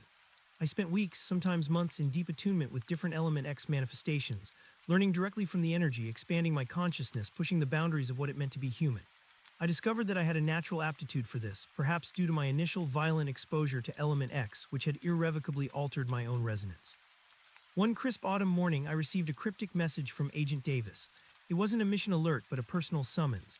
I met her in a discreet, anonymous safe house in Geneva, a place we used for high-level, sensitive discussions. She looked tired, older, the weight of the world resting heavily on her shoulders, but her eyes still held that fierce, unwavering determination. "Miller," she began, her voice low, "we have a problem, a big one, bigger than Forest Guardian 74. My blood ran cold. The immense entity that Forest Guardian 74 had become, the godlike being of light, had been the apex of Element X's destructive potential. What could be worse? "What is it?" I asked, bracing myself. She activated a holographic display. It showed a familiar image, the continental plate crisscrossed with subterranean veins, but this time the veins weren't just glowing, they were pulsing with an erratic, aggressive red light. And not one but dozens of pulsing red dots were scattered across the map, beneath every major continent, under every ocean. "Element X is not just stirring, Miller," Davis said, her voice grim. "It's waking up on a global scale, all at once, and it's not a gentle awakening this time." "The Great Shift," I murmured, remembering the words of the Egyptian guardian. "It's here." "Worse," Davis corrected. "The readings are violent, unstable. We're detecting rapid, uncontrolled surges of Element X energy far beyond anything we've ever seen. The core of the planet, it's reacting. We believe it's a global resonance cascade, a chain reaction." "What could cause it?" I asked, my mind racing through all the knowledge I had accumulated. "We don't know," she admitted, running a hand through her hair. "It could be a natural planetary cycle intensified by humanity's own destructive energies, or it could be something else, something new." She zoomed in on one of the pulsing red dots, a particularly aggressive one located deep beneath the Pacific Ocean near the Mariana Trench. The readings there were off the charts, fluctuating wildly, causing massive, unexplained tremors and disrupting oceanic currents. "This one is critical," Davis explained. "It's the most active, and our deep-sea probes have detected something anomalous." The holographic map switched to a sonar image. It showed a vast, impossibly deep chasm far below the trench floor, and within it something massive, dark, and utterly alien. It wasn't geological, it was structured, artificial. "This isn't a natural Element X manifestation," I said, a cold dread creeping into my gut. "It's a facility." "Exactly," Davis confirmed. "An impossibly old facility, too old for any known human civilization, and the Element X readings around it are not natural. They're being amplified, manipulated. Someone or something is using this planetary awakening, twisting it to their own ends." "Another guardian?" I asked, but the word felt wrong. The energy signatures were too aggressive, too discordant. "We don't think so," Davis said, her eyes fixed on the strange structure. "The energy isn't just being harmonized or guided, it's being weaponized, directed. There's a distinct, intelligent pattern to the disruption, and we've detected a new signature. A unique energy resonance, unlike anything we've ever cataloged from Element X or its guardians." "What is it?" "We've called it Echo," she replied, her voice grim. "It's an amplified Element X resonance, but corrupted, twisted, like a distorted mirror, and it's originating from that facility deep beneath the ocean." The implications were terrifying. If Element X was awakening globally and something was amplifying and weaponizing its energy, then the Great Shift was not going to be a peaceful transition. It was going to be a cataclysm. "We need to investigate this facility," I stated, my resolve hardening. Find out who or what is behind Echo. Davis nodded. That's where you come in. We've assembled a new team, Miller, our most elite. This is a deep-sea, deep-cover mission, extreme risk. But you're the only one with the intuition, the understanding, and the direct connection to Element X to even begin to comprehend what we might find down there. The team was small, even by Element X initiative standards. 4 operatives, including myself, Dr. Albright, whose expertise in Element X synthesis was now critical. And a new face, a young, brilliant tactical engineer named Anya Sharma, whose specialty was deep-sea robotics and quantum-encrypted comms. And leading us, as always, Agent Davis, whose experience and leadership were unparalleled. Our vessel was the Nautilus, a state-of-the-art deep submergence vehicle, equipped with Element X dampeners, advanced shielding, and a new generation of stealth technology. It was designed to descend to unimaginable depths to withstand crushing pressures and to operate in complete silence. The descent into the Mariana Trench was unlike anything I had ever experienced. The light faded rapidly, plunging us into an abyssal darkness, broken only by the Nautilus's powerful spotlights. The pressure outside was immense enough to crush titanium, but inside we were shielded, encapsulated in our high-tech cocoon. As we approached the target coordinates, the Element X sensors began to flare, painting the deep-sea environment with erratic red patterns. The echo signature was overwhelming, a discordant hum that vibrated through the hull of the submarine despite the dampeners. It was a distorted, aggressive version of the Element X song I had come to recognize. Readings are fluctuating wildly, Anya's voice crackled over the comms, her fingers flying across her console. Localized seismic activity increasing, something big is happening down there. The sonar painted a clearer picture. The facility wasn't just a structure, it was vast, spanning miles across the trench floor, an ancient citadel of black obsidian-like material, similar to what Forest Guardian 74 had used, but on an unimaginable scale.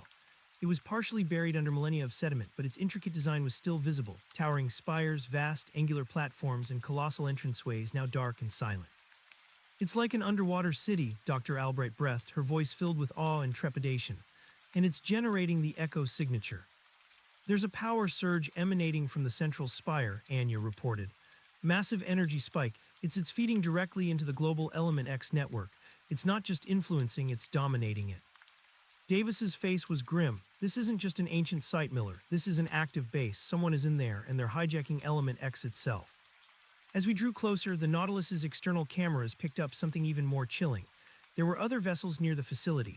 Not human, sleek, dark, angular crafts seemingly fused with the abyssal environment, barely visible against the black rock of the citadel.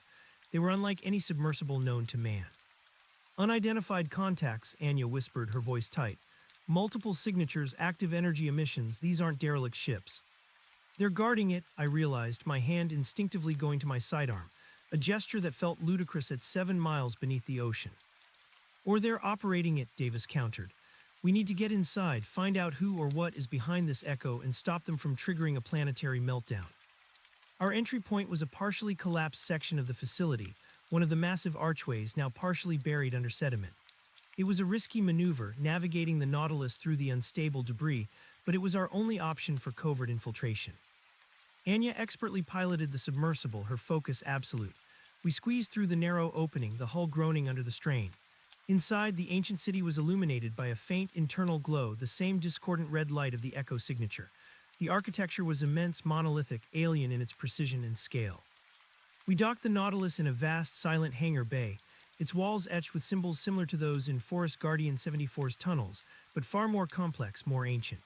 It was clear that Forest Guardian 74's knowledge, his technology, was merely a crude imitation of whatever ancient civilization had built this place. We donned specialized deep-sea suits, armored and equipped with Element X dampeners and internal life support.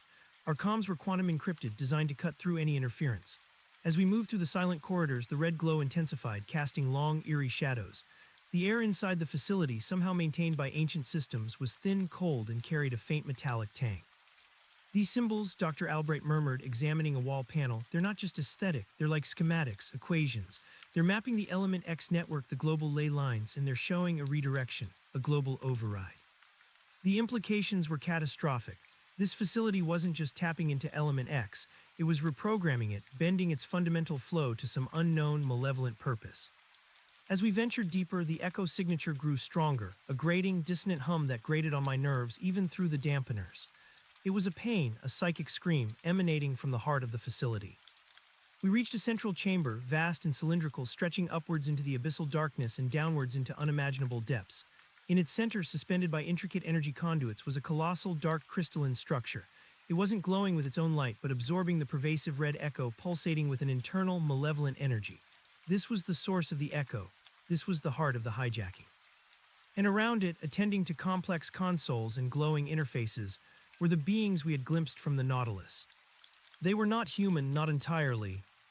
Tall, slender figures, their skin a pale, almost translucent gray. Their heads were elongated, their eyes large, black, and completely devoid of iris or pupil, reflecting the red glow of the chamber like obsidian mirrors. They wore form-fitting, dark suits that seemed to ripple with absorbed energy. Their movements were fluid, precise, economical. They were technologically advanced, profoundly intelligent, and utterly alien. "They're the architects," Dr. Albright whispered, awe and fear battling in her voice. "The ones who built this, the ones who understood Element X before humanity even existed." As we watched from a concealed vantage point, one of the beings, clearly a leader, turned from its console. Its head tilted as if sensing our presence even through our stealth measures. Its obsidian eyes scanned the shadows. "They know we're here," Davis whispered, her hand going to her sidearm. "They're not surprised." The leader spoke, its voice a series of complex clicks and whistles, but somehow directly in my mind translated into perfect, chilling English. "We have been expecting you, children of the surface world. The current of Element X, disrupted by your predecessor, alerted us to your presence.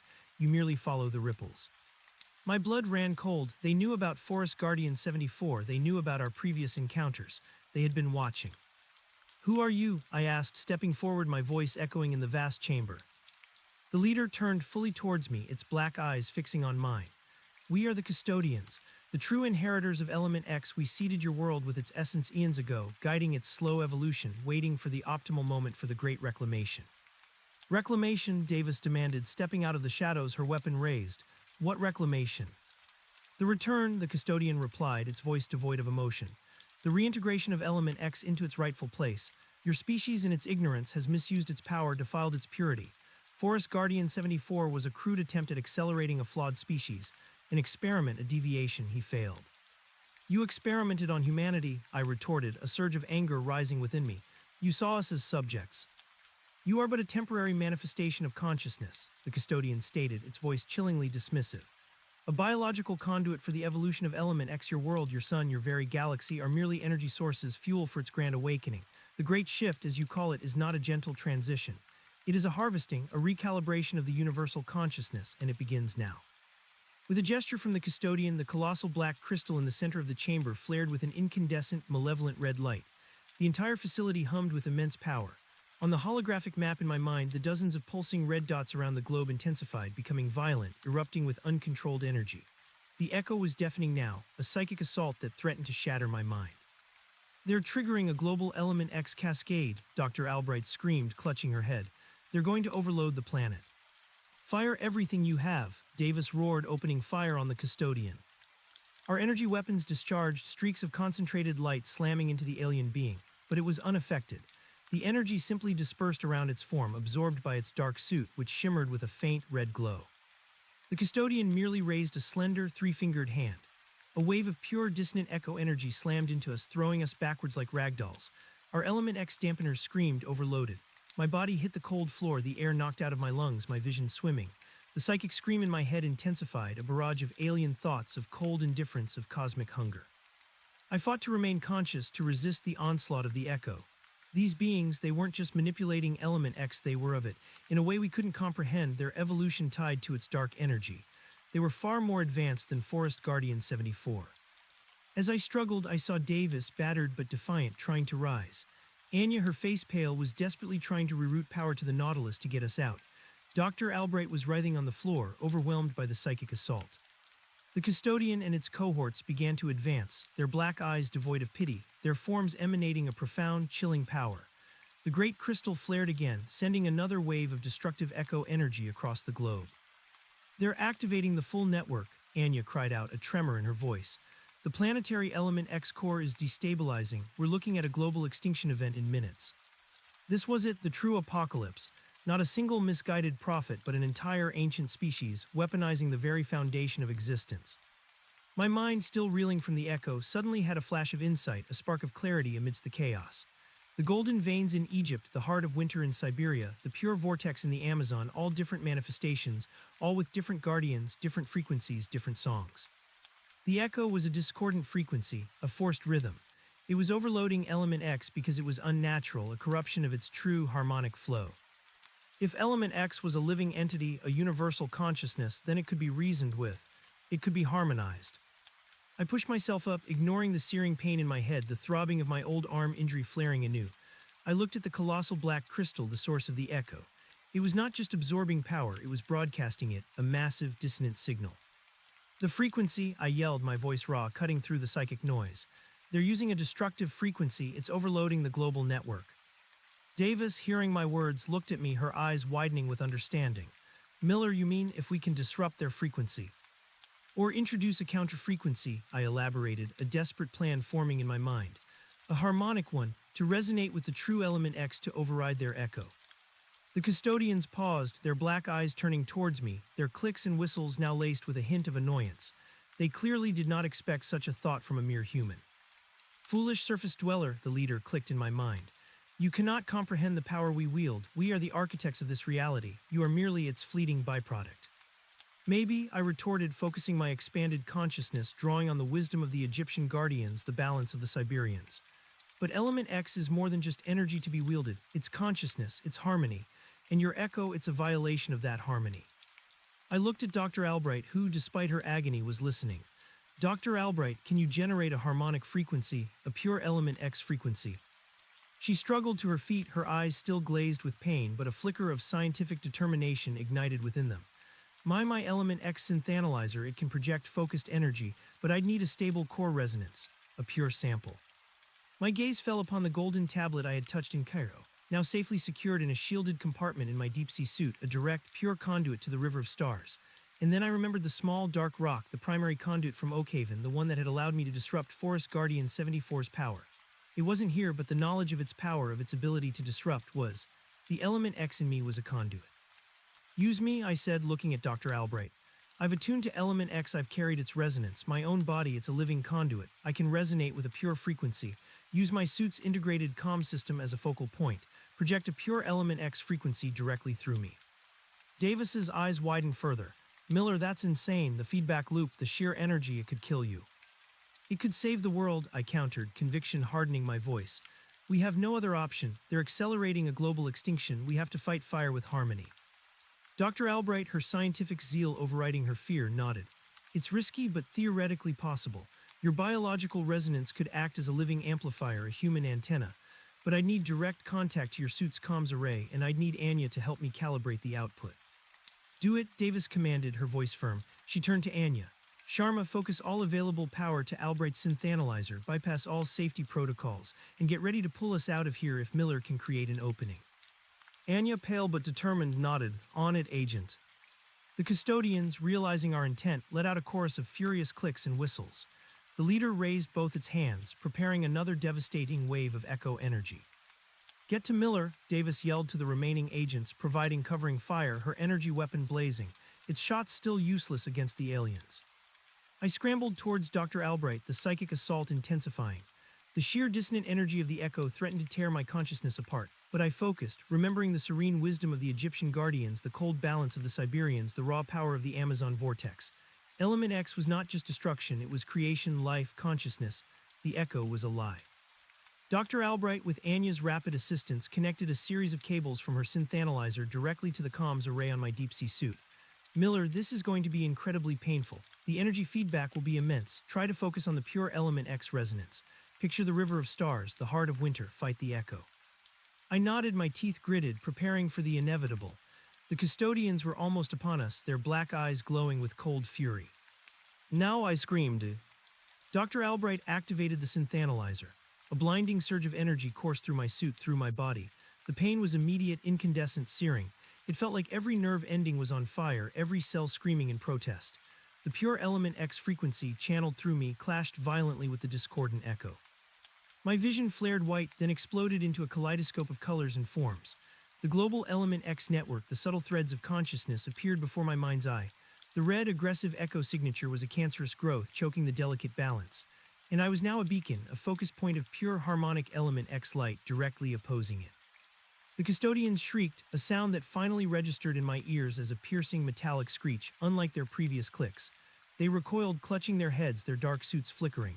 The sheer harmonic frequency, amplified through my living conduit, was anathema to their corrupted element X. The colossal black crystal in the center of the chamber buckled, its malevolent red glow flickering, destabilizing. The entire facility groaned, the energy conduit sparking violently. The global element X network, which had been pulsating with aggressive red, now began to shimmer with a new, pure golden light emanating from my position. The fight between the two frequencies, the corrupted echo and the pure element X, raged within me, threatening to tear my body and mind apart. I felt like I was being stretched across the universe, my consciousness expanding to encompass distant stars and then violently snapping back, compressed into a single agonizing point of pain. Images flashed through my mind, the serene golden glow of the river of stars, the deep resonant hum of the heart of winter, the chaotic raw energy of Oakhaven. All these pure frequencies merged, amplified, and streamed through me, a torrent of primordial energy clashing against the jarring, dissonant echo that the custodians were broadcasting. My suit's internal comms shrieked with feedback, the noise threatening to burst my eardrums. Dr. Albright, her face pale and strained, gripped the synth analyzer, her eyes fixed on the readings, pushing the device and me to its absolute limit. Anya, hunched over her console, was battling system overloads, her fingers flying across the holographic interface, trying to maintain the power flow, her focus absolute. "Miller, you have to hold on," Dr. Albright's voice, though distorted by static, cut through the din. "The resonance is building, it's working." The custodians, who had been advancing, were now in disarray. Their slender forms writhed, their black eyes, usually so impassive, now flickered with what looked like pain or perhaps pure unadulterated rage.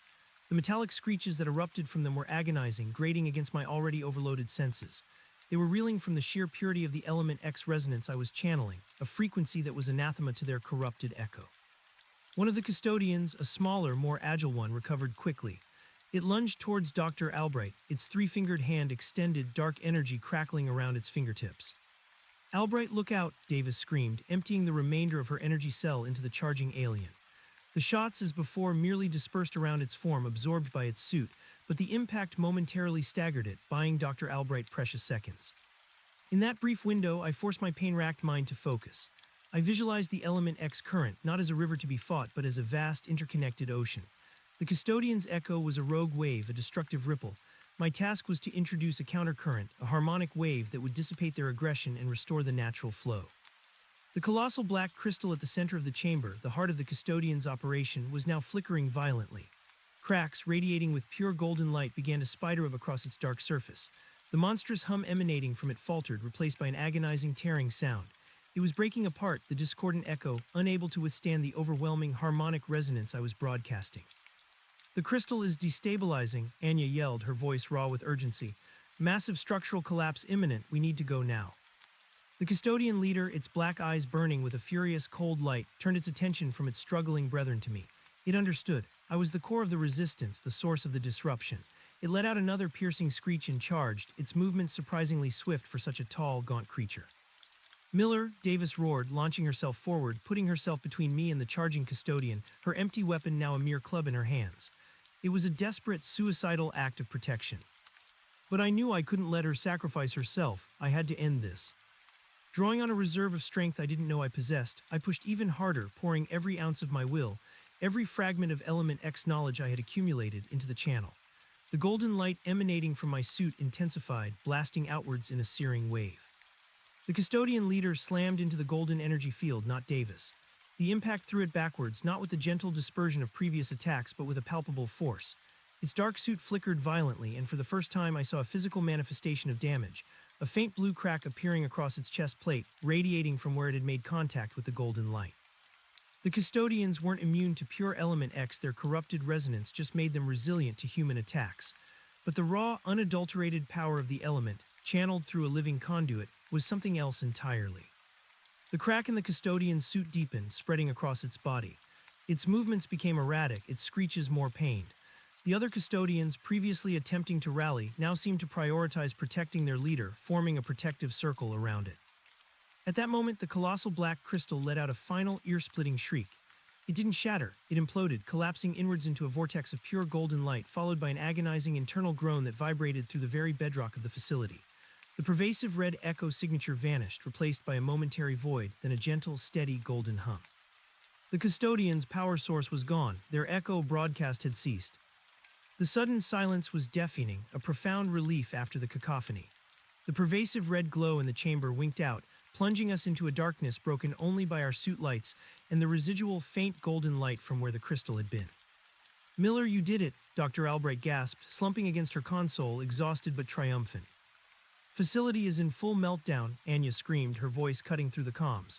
"Cascading structural failure, we have to go now."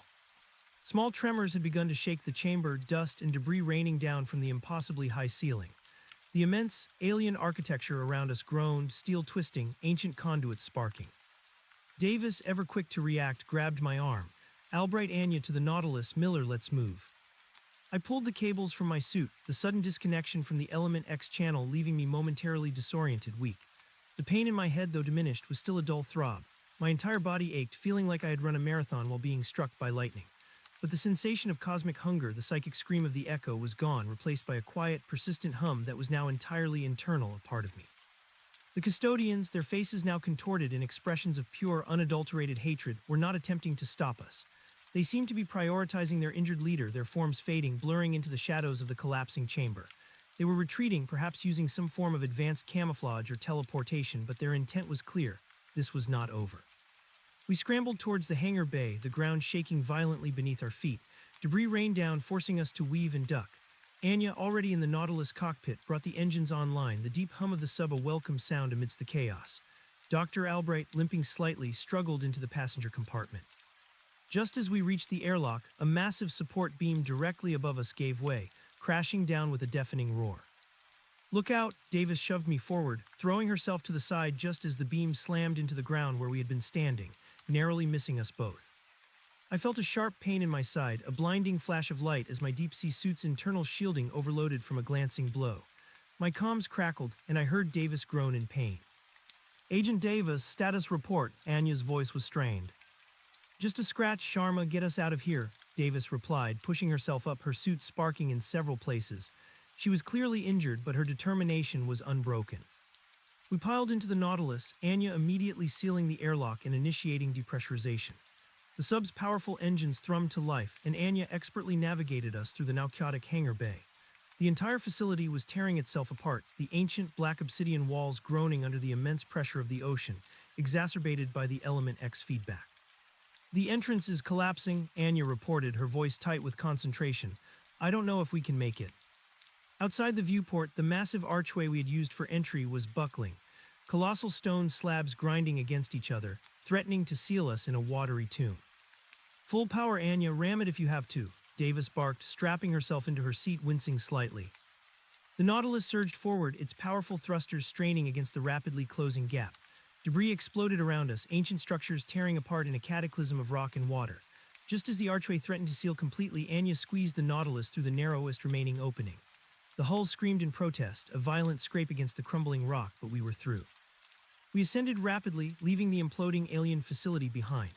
Looking back, I saw the abyssal depths light up in a final, cataclysmic burst of golden energy, followed by a profound, echoing silence as the entire structure finally collapsed, consumed by the Mariana Trench. The ocean floor shifted and groaned, covering the remnants of the custodian's base in a new layer of sediment. Anya brought the Nautilus to a safer depth, a few miles above the trench where the pressure was still immense, but the immediate threat of collapse had passed.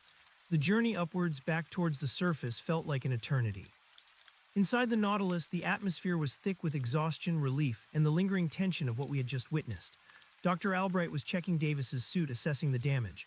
My own suit's diagnostics indicated minor structural integrity breaches, but I was otherwise functional. The psychic hum, the golden resonance, was still within me, quiet but persistent. "Are you all right, Miller?" Davis asked, her voice tight with pain but her eyes fixed on me. I nodded, exhaling slowly. "Alive, what about the global Element X network?" Anya immediately pulled up the global holographic map. The chaotic red pulses were gone.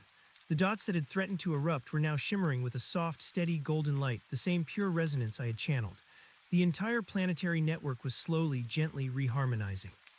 "The cascade has stopped," Anya confirmed, a genuine smile breaking through her fatigue. "The global Element X core is stabilizing. Readings are returning to normal or new normal." "The great shift," Dr. Albright murmured, adjusting her glasses, her face still pale but glowing with a new understanding. "It's still happening, but now it's a gentle awakening, not a forced, destructive one.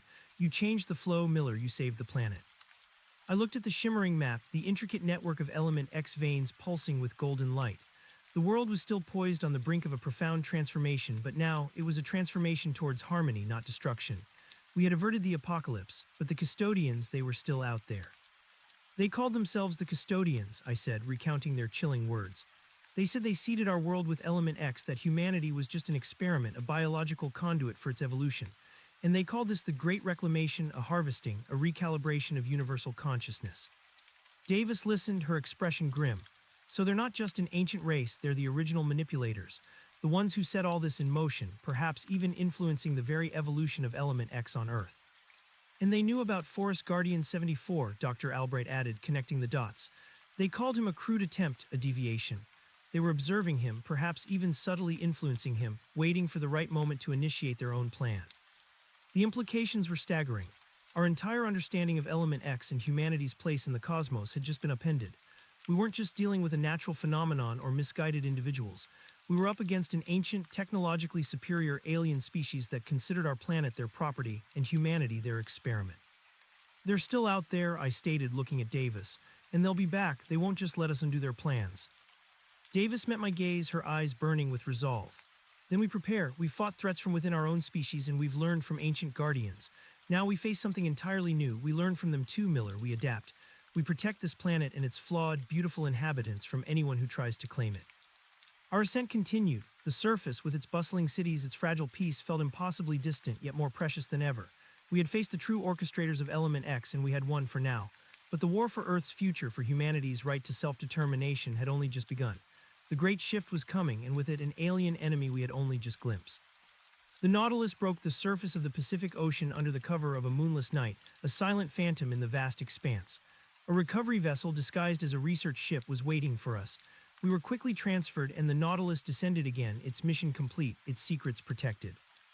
Back at the Element X Initiative's top-secret HQ, located deep beneath the Swiss Alps, the full scope of our findings from the Mariana Trench was laid bare.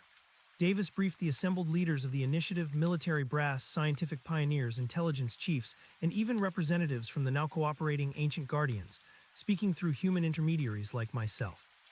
The holograms pulsed, displaying the shattered custodian facility, the global Element X network, and the chilling alien faces of our new adversaries.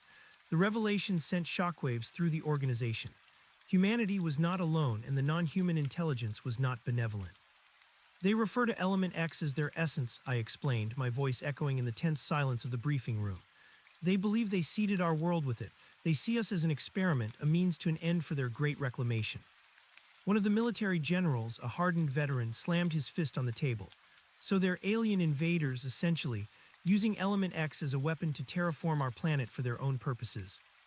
More complex than that, General, Dr. Albright interjected, now fully recovered and radiating intellectual intensity. They don't seek to destroy Earth, they seek to repurpose it, to harvest the evolved Element X consciousness that has developed here, to integrate it into their own network, their own collective. They see Element X as a universal consciousness and Earth as a highly fertile, successful farm for it. Their concept of Element X is far older, far more expansive than ours, I added. They speak of it as the fabric of memory, the foundation of consciousness itself across the universe. Our Element X, the one we've been studying, is merely a localized manifestation, a growth on their ancient network. The implications were profound. The custodians weren't just after Earth's resources, they were after its soul. They wanted to absorb all the consciousness, all the life, all the experience woven into Element X on our planet, effectively erasing humanity as we knew it, reintegrating us into their own ancient alien consciousness. The Element X Initiative, already a global, multifaceted organization, immediately pivoted. The mission of harmonization and guidance remained, but it was now underpinned by an urgent, existential threat. We were no longer just preparing humanity for a new understanding of Element X, we were preparing it for war. Our focus shifted dramatically. 1. Defensive attunement. Work with the existing Guardians, the Siberians, the Egyptians, and others we had discovered to develop global Element X countermeasures. This involved identifying new harmonic frequencies, creating localized dampeners, and establishing a planetary warning system for custodian activity. 2. Custodian tracking. Utilize all available intelligence assets, deep space telescopes, quantum entanglement sensors, and newly developed Element X scanners to track the custodians' movements, identify their technology, and anticipate their next move. Anya Sharma, promoted for her critical role in the Nautilus mission, was put in charge of this division. 3. Advanced weaponry. A secret division was established, working frantically to reverse engineer custodian technology and develop Element X-based offensive and defensive weapons. This was a dangerous path, echoing Forest Guardian 74's mistakes, but now it felt necessary. We had glimpsed their power, we needed a way to fight back. 4. Covert planetary defense. Establish deep cover installations at critical Element X nodes around the world, staffed by highly trained operatives and equipped with both Element X harmonization devices and newly developed defensive armaments. My role as a bridge between the scientific, military, and spiritual aspects of the initiative became even more crucial. My unique connection to Element X, deepened by the clash in the Mariana Trench, allowed me to better understand the custodians' echo and to anticipate their strategies. I could feel the subtle shifts in the global Element X network, sensing their incursions, their probes, their attempts to subtly reassert their influence. The quiet hum of Element X within me was now a constant companion, a sixth sense, an internal compass. It gave me moments of profound clarity, glimpses of the interconnectedness of all things, but also a chilling awareness of the custodians' cold, calculating intellect. They were patient, they were ancient, and they considered humanity an irritant easily removed. Months turned into a year. The world continued on, largely oblivious to the silent war being waged beneath its surface and in the deepest oceans. The great shift, now a gentler, more gradual process thanks to our intervention, continued to unfold. More individuals reported strange experiences, heightened senses, or inexplicable connections to nature, but these were largely dismissed as New Age phenomena or mass hysteria. The Element X initiative worked tirelessly to guide these awakenings, to nurture them, to prepare humanity without causing panic. Our first real confrontation with the custodians since the Mariana Trench occurred in the Amazon, a massive unexplored section of the rainforest where we had previously identified a pure Element X vortex, suddenly went silent. Our deep cover agents, a small research team and a tactical unit, stopped transmitting. Davis immediately dispatched a rapid response team led by myself. We arrived by stealth aircraft, parachuting into the dense, ancient canopy. The air was thick with humidity, the sounds of the jungle usually teeming with life were eerily muted. The Element X resonance I felt was not the vibrant, pure energy I remembered from my first mission. It was muted, choked, distorted by a new, chilling hum, the echo of the custodians. As we moved through the jungle, we found the remnants of our team. Their bodies were intact, but their eyes were vacant, their minds empty, not dead in the conventional sense, but absorbed. Their consciousness had been stripped away, leaving only the biological shell. It was a terrifyingly efficient form of capture, a psychic lobotomy. They're harvesting consciousness, Dr. Albright, who was accompanying us, whispered, her face grim as she scanned one of the incapacitated agents with a portable Element X analyzer. Not destroying it, but siphoning it, adding it to their own collective. We soon discovered the custodians' new base. It wasn't a sprawling facility like the one in the Mariana Trench, but a concealed, smaller vessel, an obsidian obelisk rising silently from the jungle floor, surrounded by a faint, shimmering field that repelled the dense vegetation. It was an advanced scouting and harvesting craft, drawing energy directly from the Amazonian Element X vortex, twisting its pure energy into their destructive echo. Inside, we encountered resistance. Not the custodians themselves, but their drones, sleek, arachnid-like constructs of dark metal, scuttling through the dense undergrowth, armed with energy weapons that pulsed with the familiar red echo. Our new Element X-dampened weapons, however, proved more effective against them. The custodians, it seemed, had assumed their previous invulnerability. We fought our way to the obelisk. The psychic assault was nowhere near the intensity of the Mariana Trench, but it was still a persistent, draining hum that grated on our nerves. As we breached the obelisk's outer shell, we found a custodian at the controls, directing the harvesting operation. This time we were prepared. Davis, leading the assault, deployed a newly developed Element X disruptor grenade. It burst in a flash of golden light, not destroying the custodian, but momentarily overwhelming its senses, causing it to writhe in pain, its psychic control over the drone network severed. I moved in not with a weapon, but with my mind. I focused the Element X resonance within me, projecting a burst of pure harmonic energy. The custodian screamed, a high-pitched wail, its eyes momentarily flaring with internal golden light before it collapsed unconscious. It was not dead, but its connection to the echo had been temporarily severed, its mind overwhelmed. Our mission was not to kill them, but to disable, to learn. We retrieved valuable data from their vessel, including schematics for their harvesting technology and insights into their communication protocols. We also rescued our agents, though their consciousness remained blank, a chilling reminder of the custodians' power. Their return to our world might never be possible. The Amazon mission was a success, but it underscored the terrifying scale of the threat. The custodians were not monolithic, they were adaptable, resourceful, and relentless. They had learned from our encounter in the Mariana Trench, deploying smaller, more stealthy vessels, focusing on targeted harvests. The Element X initiative entered a new phase, a global cat-and-mouse game. We hunted custodian incursions, disrupted their harvesting operations, and gathered more intelligence.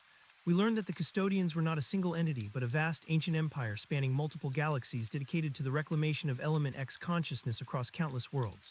Earth was just one small, albeit particularly vibrant, node in their vast network. My abilities continued to grow.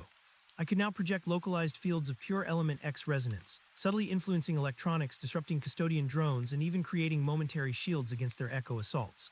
I became the initiative's primary anti-custodian operative, often working independently or with small, specialized teams, delving into newly discovered Element X sites or tracking custodian incursions into remote corners of the world. I often spent time with the ancient guardians, meditating with the Siberians to deepen my understanding of balance, learning historical insights from the Egyptians' River of Stars, and even making cautious contact with the ethereal amphibious guardians of the Pacific, who communicated through complex light patterns. They were wary of our human violence, but they understood the existential threat the custodians posed to Element X itself, and thus to the planet. Through them, I learned more about the custodians. Their empire was built upon the ruthless absorption of Element X consciousness, which they believed was the ultimate form of evolution. They saw individual consciousness, like humanity's, as a chaotic, inefficient, and ultimately flawed step towards a higher collective state. The Echo was their technology, their tool to force this integration, to make all consciousness resonate at their chosen frequency, effectively turning every living being into a data point in their vast, eternal collective. The great shift, the global awakening, was indeed accelerating. More and more humans, subtly influenced by the Element X surge, began to exhibit latent abilities. Some could instinctively heal, others could influence flora, a rare few could communicate telepathically or perceive subtle energy fields. These nascent, awakened individuals were both a hope and a vulnerability. The Element X initiative began discreetly identifying and protecting them, establishing hidden safe havens and training programs, nurturing their abilities, ensuring they understood the harmony of Element X, and that they would not fall prey to the custodians' tempting offer of integration, which was, in truth, an obliteration of their individual self. Davis, ever the strategist, saw the awakened as a potential game changer. If Element X is truly universal consciousness, she argued in a high-level briefing, and these custodians are trying to force a collective consciousness, then a unified voluntary human collective consciousness connected through pure Element X might be our only real weapon. It was a dangerous, unprecedented idea, a psychic planetary defense, but the more I meditated, the more I attuned to Element X, the more I realized she was right. If the custodians used a forced, dissonant frequency, then humanity's strength lay in its diverse, vibrant, harmonic individual consciousness, voluntarily interwoven. The Element X initiative shifted again, focusing heavily on integrating and training the awakened. We established psychic academies, covertly operating under the guise of ecological reserves or artistic retreats. We taught them not to force Element X, but to listen to its song, to understand its currents, and to weave their individual consciousness into a collective harmony, a chorus of humanity. I became a key instructor, my personal experiences and my direct connection to Element X making me uniquely suited to guide these nascent abilities. I taught them how to withstand the custodian echo, how to channel pure Element X energy, and how to protect their individuality while contributing to a greater, unified consciousness. It was a race against time. The custodians, growing frustrated by our constant interference, escalated their attacks.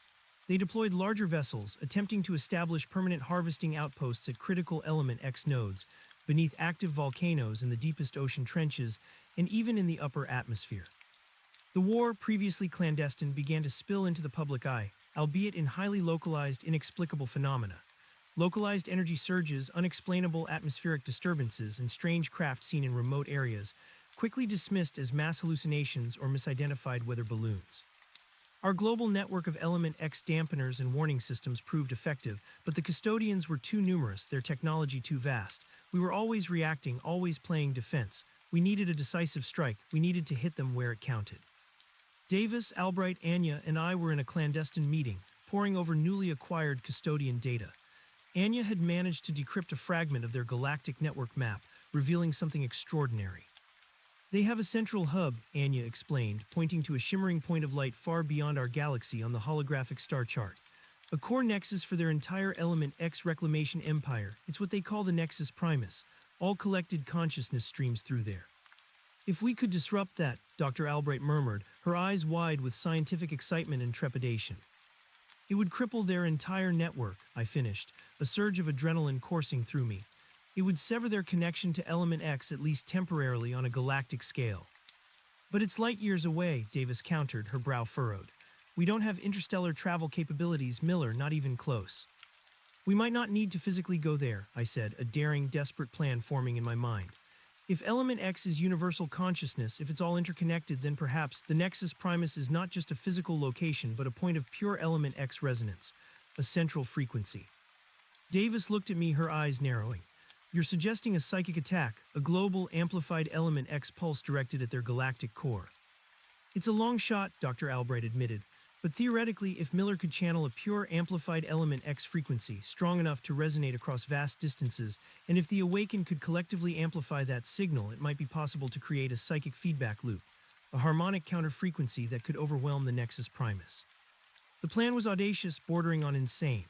It would require the synchronized, amplified consciousness of thousands of awakened individuals, channeled through me, acting as a planetary antenna, a living conduit for an element X pulse of unprecedented scale.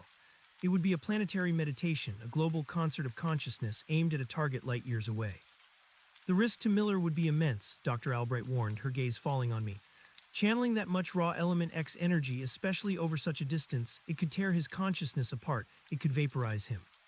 It's a risk we have to take, I replied, my voice steady, my gaze fixed on the shimmering Nexus Primus on the holographic map. We can't keep fighting a defensive war. This is our only chance to strike a decisive blow to protect Earth from total absorption. Davis, after a long, tense silence, nodded, her face grim. All right, we mobilize every awakened individual we've identified. We bring in every guardian we've made contact with. We build the biggest element X amplification network this planet has ever seen. Anya, begin calculating the energy requirements, the temporal distortions, the optimal launch window. Albright, work with Miller to prepare him for the ultimate attunement. This is it, our one shot. The Element X initiative went into overdrive. Covertly, silently, we began constructing massive Element X amplification arrays at strategic points around the globe, beneath the Himalayas, within the Grand Canyon, under the Giza Plateau, at the heart of winter, and at the Amazon vortex. These arrays were designed not to generate Element X, but to gather, focus, and amplify the pure harmonic resonance of the planet itself, as channeled through me and the Awakened. Thousands of awakened individuals were brought to these central sites, or connected remotely through secure Element X-attuned networks. They came from all walks of life, from every corner of the globe, scientists, artists, farmers, healers, all united by their burgeoning connection to Element X and their shared desire to protect humanity. The ancient guardians, sensing the monumental stakes, lent their wisdom and their own unique attunement methods.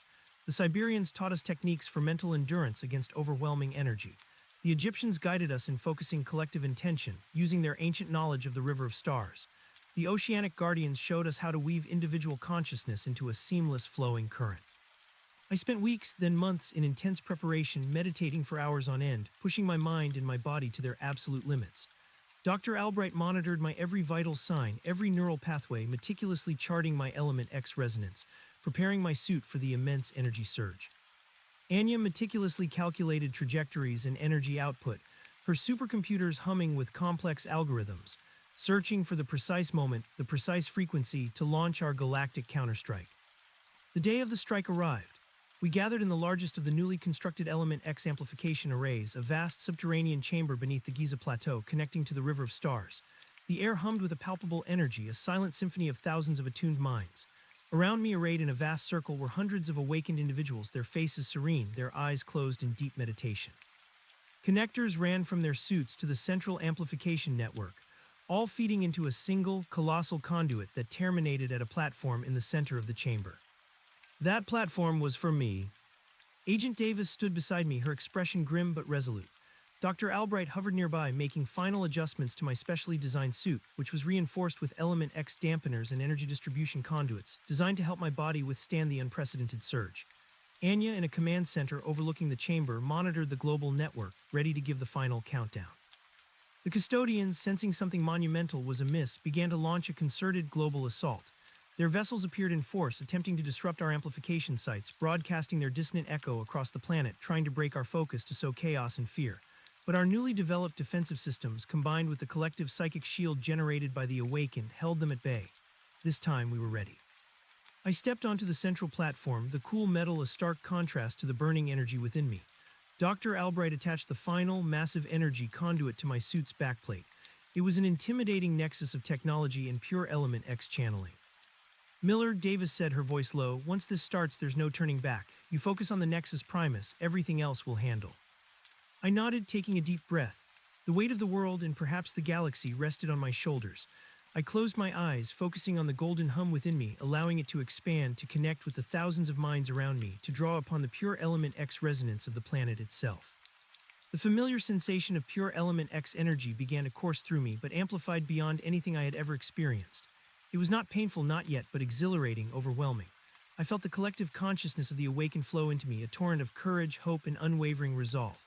I felt the pulse of the river of stars beneath my feet, the cold balance of the heart of winter across the globe, the vibrant chaos of the Amazon. All of it funneling into me, preparing to be unleashed.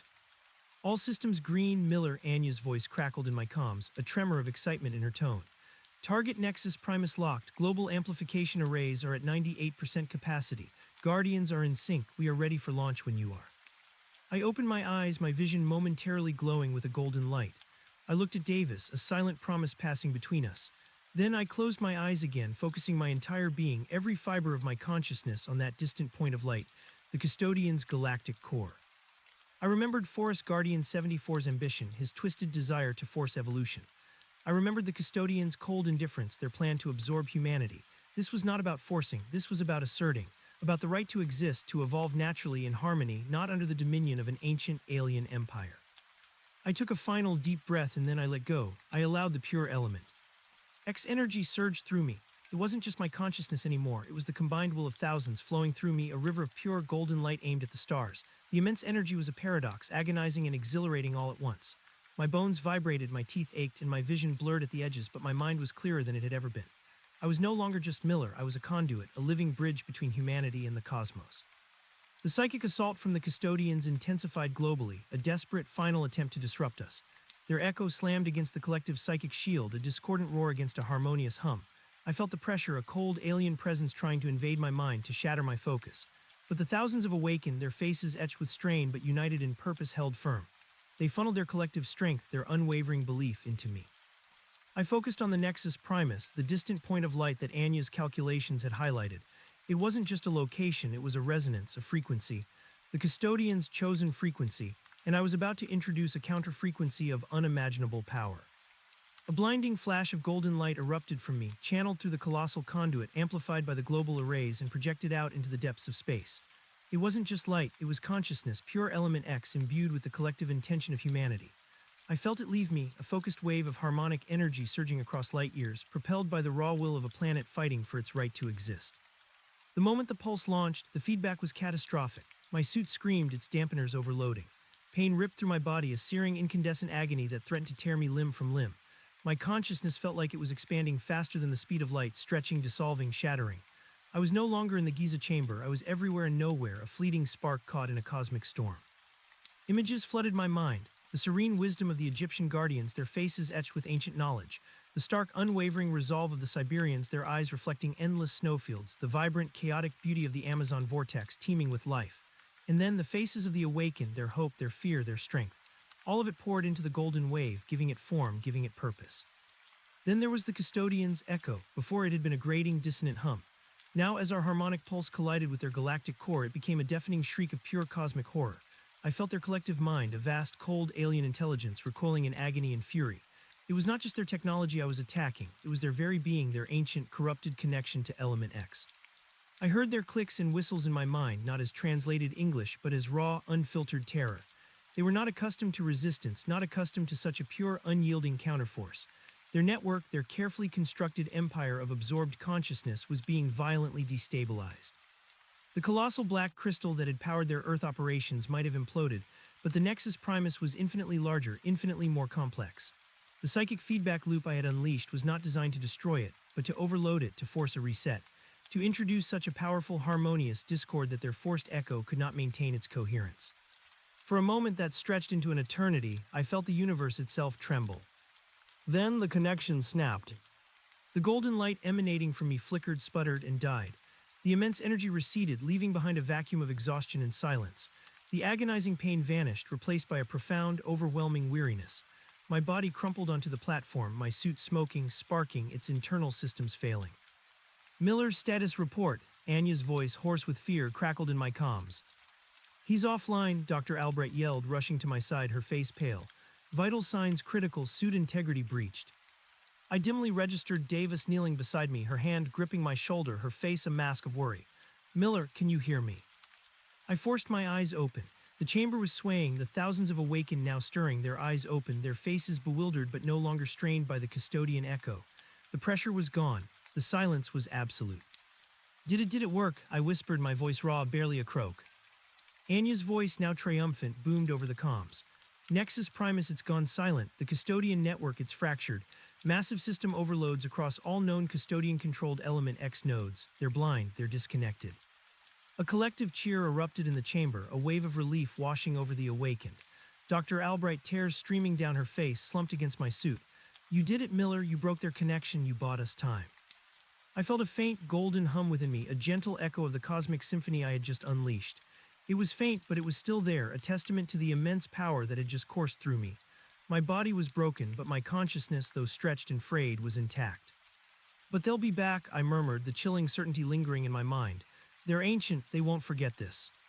Davis looked at me, her eyes shining with fierce pride and unwavering resolve. Then we'll be ready. You just showed us how to fight them, Miller. You gave us a fighting chance. Recovery was a long, arduous process. My body, ravaged by the Element X surge, needed months to heal, but my connection to Element X, far from being severed, had become even more profound. I was no longer just a conduit. I was interwoven with the universal consciousness, able to perceive its subtle currents, its distant whispers, its delicate harmonies, in a way no human ever had before. The Nexus Primus remained silent.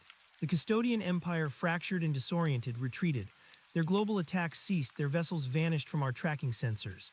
Earth had been granted a reprieve, a precious window of peace to prepare for their inevitable return. The Element X Initiative, now a truly global, transparent organization, shifted its focus once more. With the immediate threat mitigated, our mission was to prepare humanity for the true Great Shift, a voluntary, harmonious evolution of consciousness, guided by the pure resonance of Element X. The awakened, now numbering in the tens of thousands, became the new guardians of Element X on Earth. They formed a global network, a chorus of humanity, dedicated to fostering harmony, protecting Element X nodes, and teaching others to attune to its gentle hum. Psychic academies blossomed openly, disguised as community centers or environmental institutes, teaching individuals to understand and wield their burgeoning abilities responsibly, never to force, always to harmonize. Dr. Albright, a Nobel Prize now securely in her future, spearheaded global Element X research, delving deeper into its mysteries, discovering new applications for healing, sustainable energy, and interspecies communication. Anya Sharma, hailed as a genius, continued to monitor the farthest reaches of space, developing advanced warning systems and reverse engineering custodian technology for defensive purposes, ensuring that Earth would never again be caught off guard. Agent Davis, promoted to the head of the Element X Initiative, transformed the organization into a force for global unity and preparedness. She worked tirelessly to bridge the gaps between nations, to share the truth of Element X, and to train a new generation of operatives, not just soldiers, but protectors, diplomats, and teachers of harmony. My own role evolved. I became a global ambassador for Element X, a living example of humanity's potential. I traveled the world, visiting the ancient guardians, now openly sharing their wisdom with humanity. I taught the awakened to master their abilities, to embrace their connection to Element X without losing their individuality. I guided humanity towards its own unique version of collective consciousness, a symphony of diverse voices, not a monolithic, forced echo. The Great Shift was no longer a looming apocalypse, but a gradual, beautiful awakening. Humanity was not being absorbed, it was expanding. We were learning to sing our own song, to weave our own tapestry of consciousness, connected by the golden thread of Element X. One evening, I stood on a remote cliff overlooking the Pacific Ocean, the gentle hum of Element X a constant, comforting presence within me. The stars glittered above, a silent reminder of the vast, unknown universe and the ancient, patient enemy that still resided within it. The custodians would return, that was a certainty. They would learn from their defeat, adapt their strategies, and come back for their reclamation. But we would be ready. We had learned to listen. We had learned to harmonize. We had found our own voice in the cosmic choir. We were no longer just an experiment.